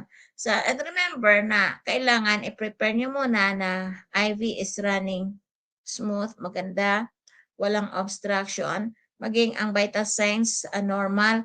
Kasi bakit? Once na na-i-out nyo na yung blood na yan, hindi nyo, kailangan within 30 minutes mai-transfuse mo yan sa pasyente. So, yun paalala. So, yun parati ang dapat gawin ng yun dapat ginagawa. And before you administer the blood, you have to check, syempre, yung pasyente, yung order, and the treatment chart. So, ilang units ba yan? So, ano bang type yan? Match ba sa type ni pasyente at type ng PAC-RBC na nahahawakan mo? So, you have to put the time started. You have to put the time end pag natapos na. And when you check, sino ba ang pwedeng mag-check niyan? So definitely, nurse to nurse or nurse to doctor. Hindi pwedeng nurse to nursing aid. So, yun yun. And then, so after that, okay, when you think na pwede nang ibigay, na-check nyo na, okay naman, safe naman kayo, do the blood transfusion. But remember na ang blood transfusion ay ano lang yun. That is, within 4 hours, dapat matapos yun. You have to finish that one within 4 hours. Pag natapos na yon, discard na yung ginamit. So, yan. And document it time ended. Dapat may time started at time ended. Now, just in case, okay, you have to do the vital signs for the patient after you given the transfusion. Kasi titingnan mo kung nag-elevate ba ang kanyang temperature. So titingnan mo yan.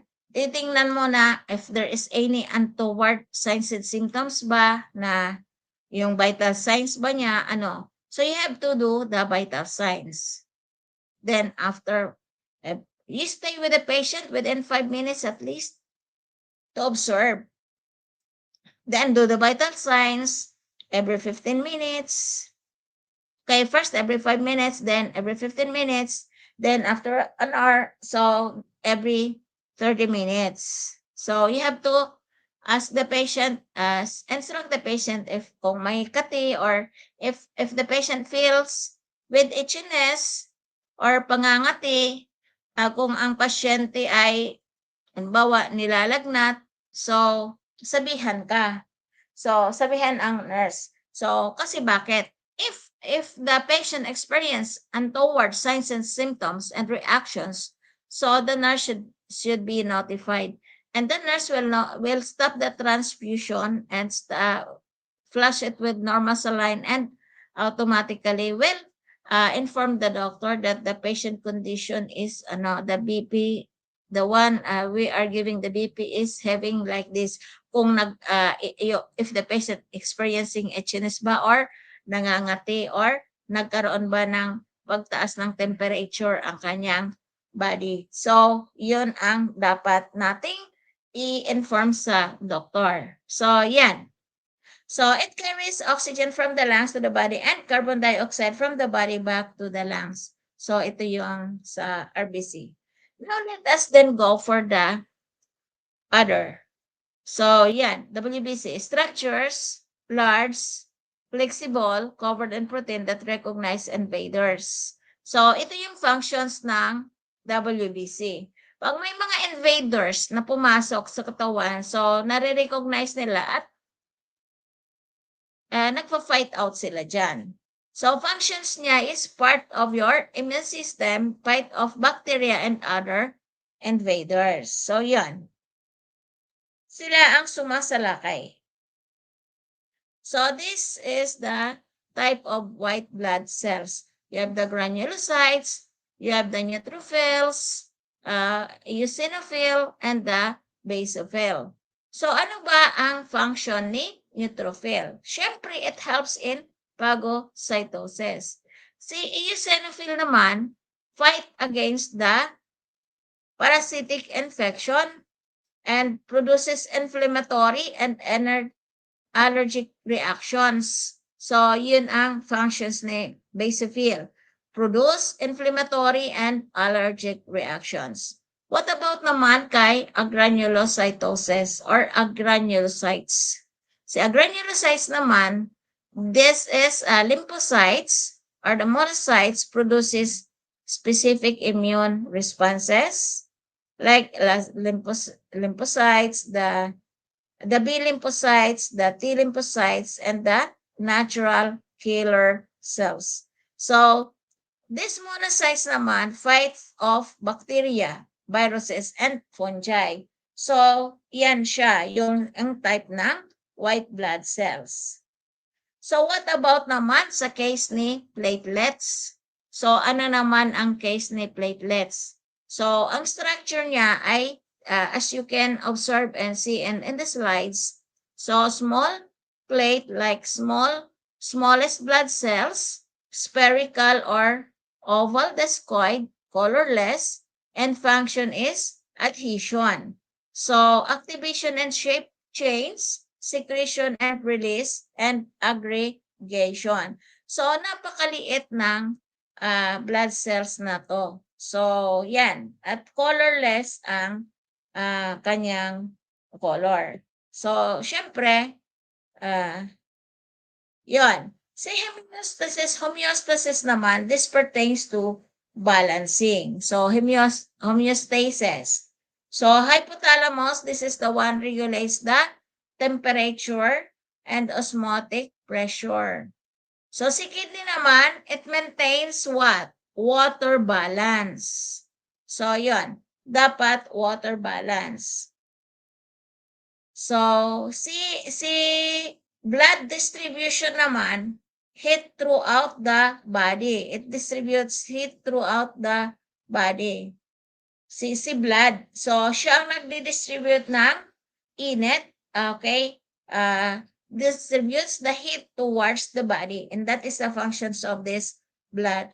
What about si evaporation? So, anong nangyayari? Why there is evaporation? So, evaporation of water, it helps regulate body temperature.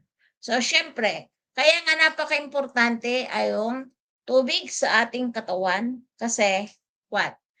Sabi natin, di ba, it regulates body temperature.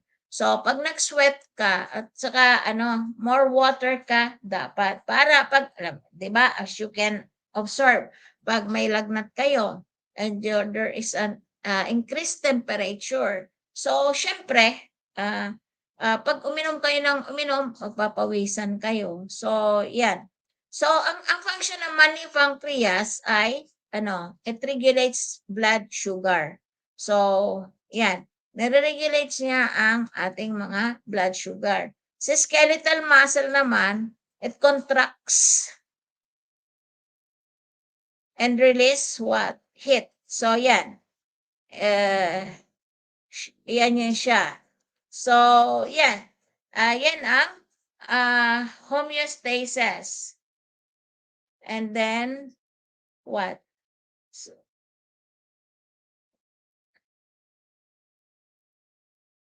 Si pancreas ay nagre-release to ng insulin sa ating katawan. So, next is body temperature. So, what? Blood vessels constrict so that heat is conserved. Sweat glands do not secrete fluid. So, shivering and voluntary contract if muscle generates it, which warms the body. So, yan. And then, na-retain na si heat dahil nag-normal na ang body temperature. So, pag ang body temperature daw ay mag-fall. So, body temperature, then blood vessels dilate. Pag nag-dilate si blood vessels, ano mangyayari? Result siya ng heat loss to the environment. So, sweat gland secretes fluid and the fluid evaporates. Heat is lost from the body, and heat is lost to the environment. So, yun siya. So, what about the blood clotting? Ano ba si blood clotting? Okay, blood clotting or coagulation is very important for us. And it is an important process that prevents excessive bleeding when blood vessel is injured. So, yan, red blood cells. So, there is a clotting of blood. Then, kaya nga, napaka-importante. Ano ang process ng blood clotting na to? So, yan. Ang process niya is injury, rupture to blood vessels. So, definitely, halimbawa, nagkasugat lang tayo. So, syempre, na-injure tayo and nag-rupture yung kanyang blood vessels. Then, blood vessels around the wound, magkukonstrict yan. Para pag na-press mo nga, di ba? So, para what? The blood vessels around wound constrict and reduces blood flow to the damaged area. Kaya nga, di ba, pag tinatakpan mo, nilalagyan mo ng pressure. So, nagre-reduce ang blood flow. Minsan, nawawala na. So, activated platelets stick to injury site and platelet becomes sticky and that clumps together to form platelets lag. And platelets and damaged tissue release clotting factor and blood clotting mechanism to form fibrin which act like a mesh to stop the bleeding. So, yan ang sa blood clotting natin. So, yun. Kaya nga, pag minsan pansinin natin pag nasugatan tayo habang nasa kusina tayo naghihiwa. Tapos, di ba, nagdudugo yun and then pinipress lang natin siya. Tapos pag-press natin, uy, okay na, tapos na siya. So,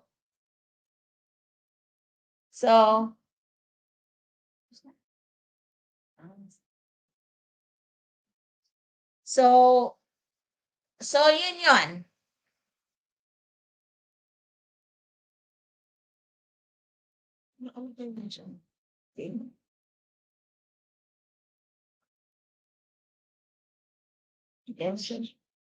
Okay guys, so because of time constraints, so marami pa sana akong dapat i-discuss pero may klase pa rin ako sa susunod eh.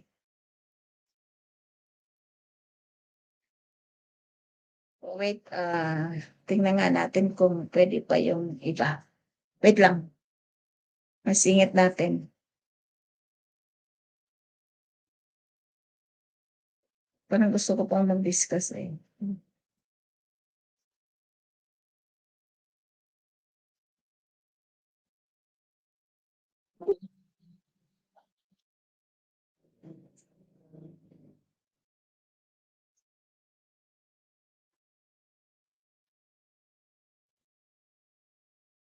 Mag-discuss kaya ako nito. Okay. Ito. Yan, hugot mo lang din. Pwede ko na stop presentation, di ba? Yung isa,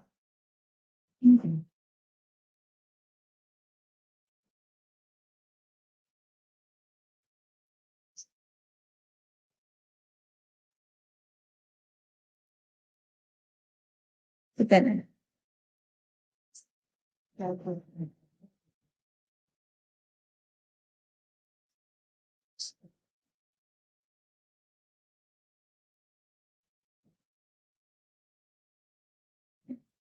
Share screen.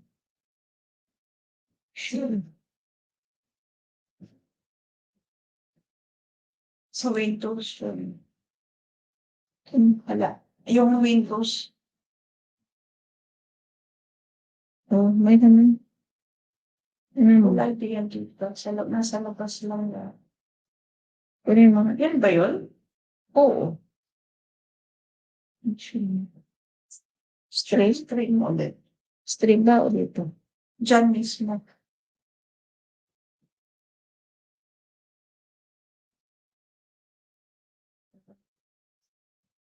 Yan. Tapos, sa window yata. Window. Yan. Ayan na ako. Yan. Share. Ayan. Pasok na yan dito. Mawala. Nahuhuli kasi dito eh. Nandiyan na yan.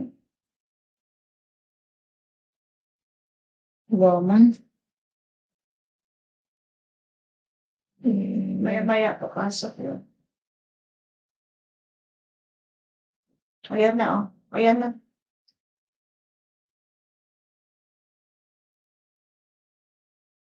Okay, let's go then for the reproductive organs. So we have the human reproductive system. Okay. So human reproductive system. Nasa labas ka.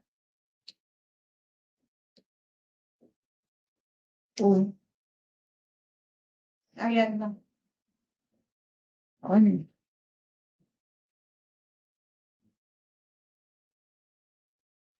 Ayan. Okay na.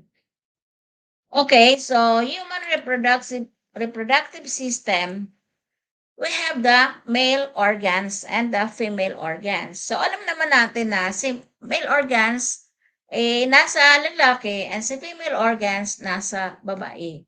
So that male organs composed of the seminal vesicles, the prostate, the vas deferens, the bladder, the urethra, and the penis, and the scrotum also. And the si female naman, there's a fallopian tube, the uterus, the fembrae, the ovary, the endometrium, the cervix, and the vagina. So what happened for the male reproductive system? The male reproductive system is a group of organs that make up a reproductive and urinary system. And they produce what? Maintain and transport sperm. So yan. The male reproductive cells, the semen, the protective fluid around the sperms, and they discharge sperm into the female reproductive duct. And they produce and secrete male sex hormones. So that's the picture of the male reproductive system. Okay, what is the functions of the testes then? So parts and functions of the male reproductive system. So sa testes, yung testes kasi, ito yung nagpo-produce ng sperms and testosterone. Now, there is what? Epididymis, wherein it matures and stores sperms. So, sperm product carries sperm from the epididymis to the urethra. So, si seminal vesicle or the Cooper's gland and prostate gland produces seminal fluids which feed the sperm and allows them to swim. So, yan. Sperm and seminal fluid are collected called what? Semen. So, si urethra naman, ina-allow niya na mag-pass of either urine or sperm. So, yan, sa urethra. Maski sa urine, pwede siya, kasi passage area si urethra. Maski sa sperm, pwede siyang daanan kasi passage area si urethra. Now, for the penis, si penis places sperm inside the body of the female. O yan, si penis. Yan, nasa body ng female siya. Sa scrotum keeps testes at a lower temperature, and this is the optimum temperature for meiosis to occur. So, ito yung scrotum, yung dalawang egg. So, yan. So, sa hormonal regulation sa male naman, from hypothalamus, then to GnRH, anterior pituitary, then to follicle-stimulating hormones, to Sertoli cells, inhibin spermatogenesis, and from anterior pituitary naman to LH, Leydig cells, and testosterone. So, yun yung mga regulation and the male. So, si gonadotropin releasing hormones naman is mainly made of pre-optic area of the hypothalamus before traveling to the pituitary gland. So, definitely, there is there it stimulates doon pa lang the synthesis and secretion of the gonadotropins, the follicle stimulating, and the LH or the luteinizing hormones. Now, si follicles, si FSH released by the anterior saan siya sa pituitary gland, and its presence in males is necessary for the mature spermatozoa. So follicle stimulating hormones stimulates both the production of androgen binding protein by circulatory cell and the formation of the blood testis barrier. So there should be the increased level of the FSH increases the production of spermatozoa by preventing the apoptosis type A spermatogonia.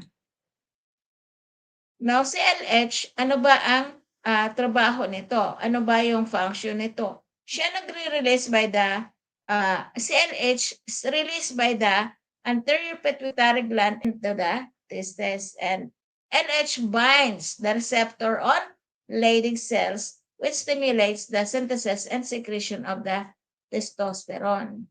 So testosterone is made up on interstitial cell of the testes. So stimulates the sex drives. So and associate with aggression. So binding protein is essential to concentrating testosterone and levels. So high enough, initiate and maintain spermatogenesis, which can be 20 to what? 50 times higher than the concentration found in the blood. Okay, the sequestering of testosterone in the testes is initiated by the follicle stimulating hormones, and testosterone is required to maintain spermatogenesis. So napaka-importante din ito. So si inhibin naman is secreted by the circulatory cell and act to decrease the level of FSH. The hormone is released into the circulation when the sperm count is too high. Now, si female reproductive naman. So, okay, organs of the female reproductive system produce and sustain the female cell, egg cells, the egg cells of ova, which transport cells to the site where they can be fertilized by the sperm, provide favorable environment for the developing of fetus, move the fetus to the outside of the end of the developing period, and produce the female sex hormones. So the female reproductive system includes the ovaries, the fallopian tube, the uterus, the vagina, accessory glands, and the external genital organs. Pag nag-unite yung dalawa, yung sperm and the egg cells sa fallopian tube, at pag hindi bumaba sa uterus, so definitely, pag nabuo siya at nag-rupture ang uterus niya, that is ectopic pregnancy. So, yun. Kasi definitely or normally kasi dapat once na nag-unite na yung dalawa, kailangan bumaba na siya papunta sa uterus para doon na bubuo at nagpapalaki. So, si functions ni ovaries, ano ba yung functions ni ovaries? Si ovaries, ito yung nagpo-produce ng egg. So, to produce the hormones, okay, na estrogen and the progesterone. Si fallopian tube naman, kinakatch niya yung egg galing sa ovary and tinatransport niya sa uterus as a site of fertilization. So, si uterus is the site of implantation. Kaya nga siya yung doon na habang lumalaki na ang nabubuo na ang baby, so lumalaki na, so doon na sa uterus. This holds the developing embryo, has a lining endometrium, so it has enriched what? With blood vessels to nourish the embryo. At it forms also the placenta habang nandun na yung baby, halimbawa pinagbubuntis na, so nagpo-forms na rin ng placenta. So si vagina, alam natin si vagina is the entry of the sperm and exit of the baby at birth. So yan. Kaya nga, di ba, pag sexual intercourse, si vagina ang entry ng sperm. Tapos, pag nanganganak naman si mother, So, si vagina yung exit ng baby at birth. So, yun siya. Now, ovulation period.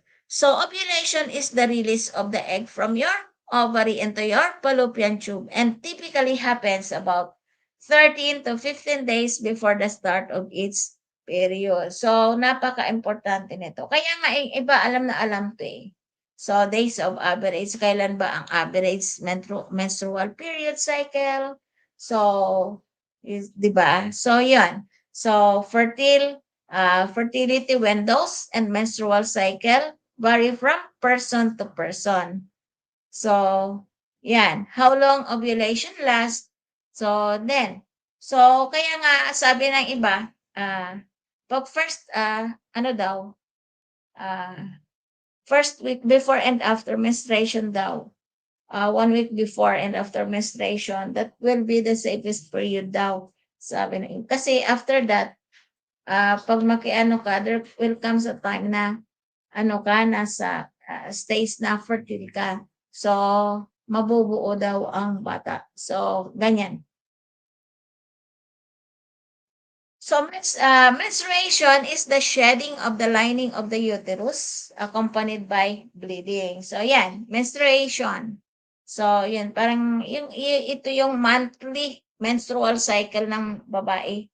Diba? So, nagre-regla.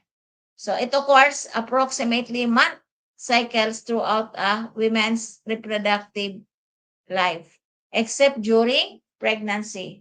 So, menstruation starts during the puberty at menarche. So, when we say menarche, this is the onset of the menstruation and stop permanently at menopause. So, yan. So, menarche, onset of menstruation. So, hormonal regulation in the pregnant and non-pregnant female. So, hormonal and physiological changes come with pregnancy are unique. So, pregnant women experience actually sudden and dramatic increases in estrogen and progesterone. And they also experience changes in the amount and function of the number of other hormones. And these changes don't just affect the mood. Now, si estrogen, ito yung fertile reproductive hormone produced primarily by the ovaries and the non-pregnant women. So, ano ba yung pinopromote niya? Yung maturation of the release of the ovum and every menstrual cycle. Also produced by the placenta during the pregnancy. Yan. Si gametogenesis is the biological process by which diploid or haploid precursor cells undergo cell division and differentiation to form mature haploid gamete. So, siya. Gametogenesis. So, spermatozoids and oogenesis. Spermatogenesis and oogenesis are both forms of gametogenesis in which the diploid gamete cells produce haploid sperm and egg cells respectively. So, yan. The spermatogenesis, di ba? From una and the primary spermatocytes and then yan. Na-divide ng dalawa. So, yan. Yung dalawa naging apat. So, fertilization is the fusion of haploid gamete, egg cells, and sperm to form the diploid zygote. So, yan. Siya fertilization, then zygote, mitosis, embryo, mitosis, yan. Yan ang, that is how it look like. So, the fetal development naman is the process of prenatal development occurs in 3 main stages. So, the first 2 weeks after conception are known as the germinal stage. And the third go through the 8th week, it is known as the embryonic period. And the time from the 9th week until birth is known as the fetal period. So there is the fatal development. So yeah, the fatal development.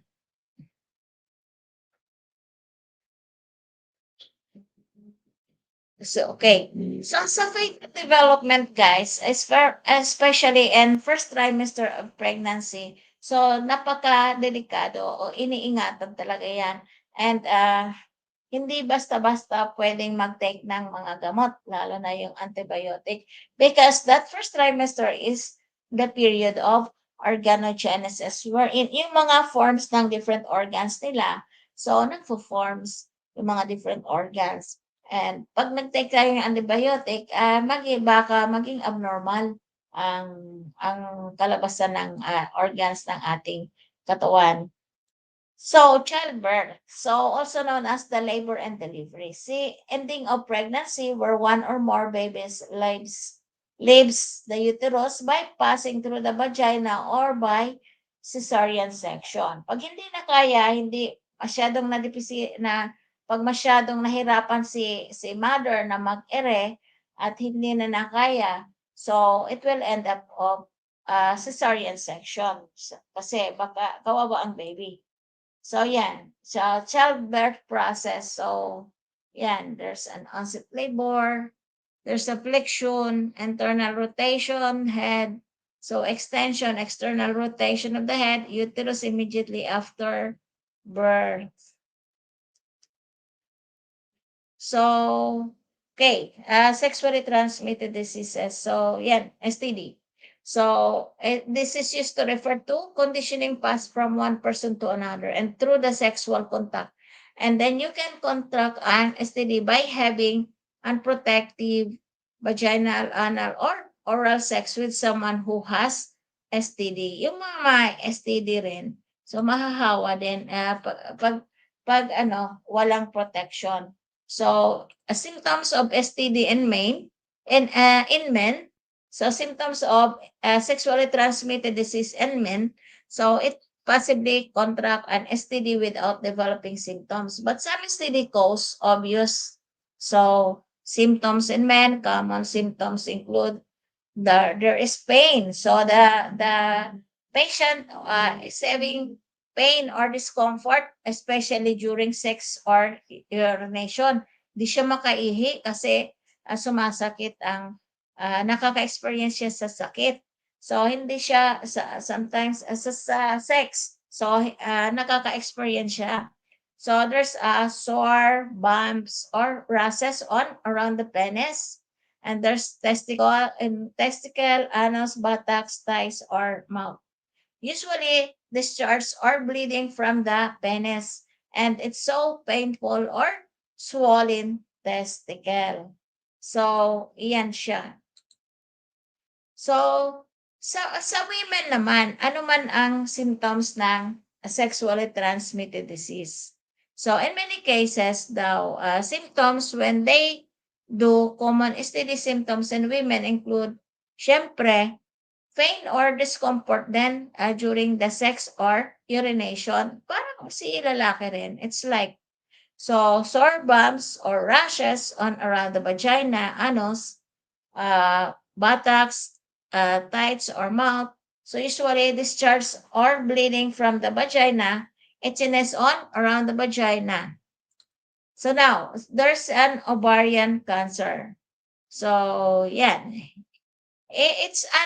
Sa ovarian cancer naman, it is an abnormal cells that forms in the ovary. Most of these common tumors are benign and never spread beyond the ovary, and it can be treated by removing the ovary or the part of the ovary that contains the tumor.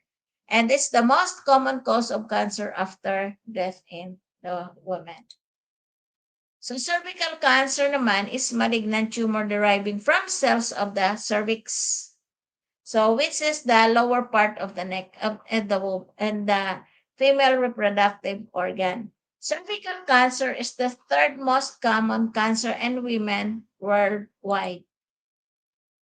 So, there's also a such thing as what we call fallopian tube cancer. So, in here, swelling of the lower abdomen is being experienced, lump in the abdomen, pain in the abdomen or pelvis. So, yan, na-experience ng isang pasyente. Feeling pressure of the bowel or bladder.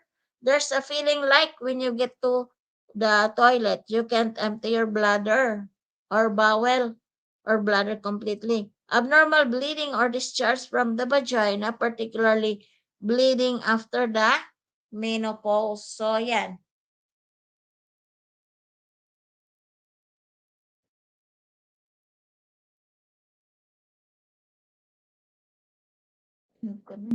Ha? Na. So that's end about my discussion, guys. And if you can just chat if you want to uh to ask because of the due to time constraints. Medyo magkaklase pa ako. So if any questions that you will raise, just chat me and I will answer.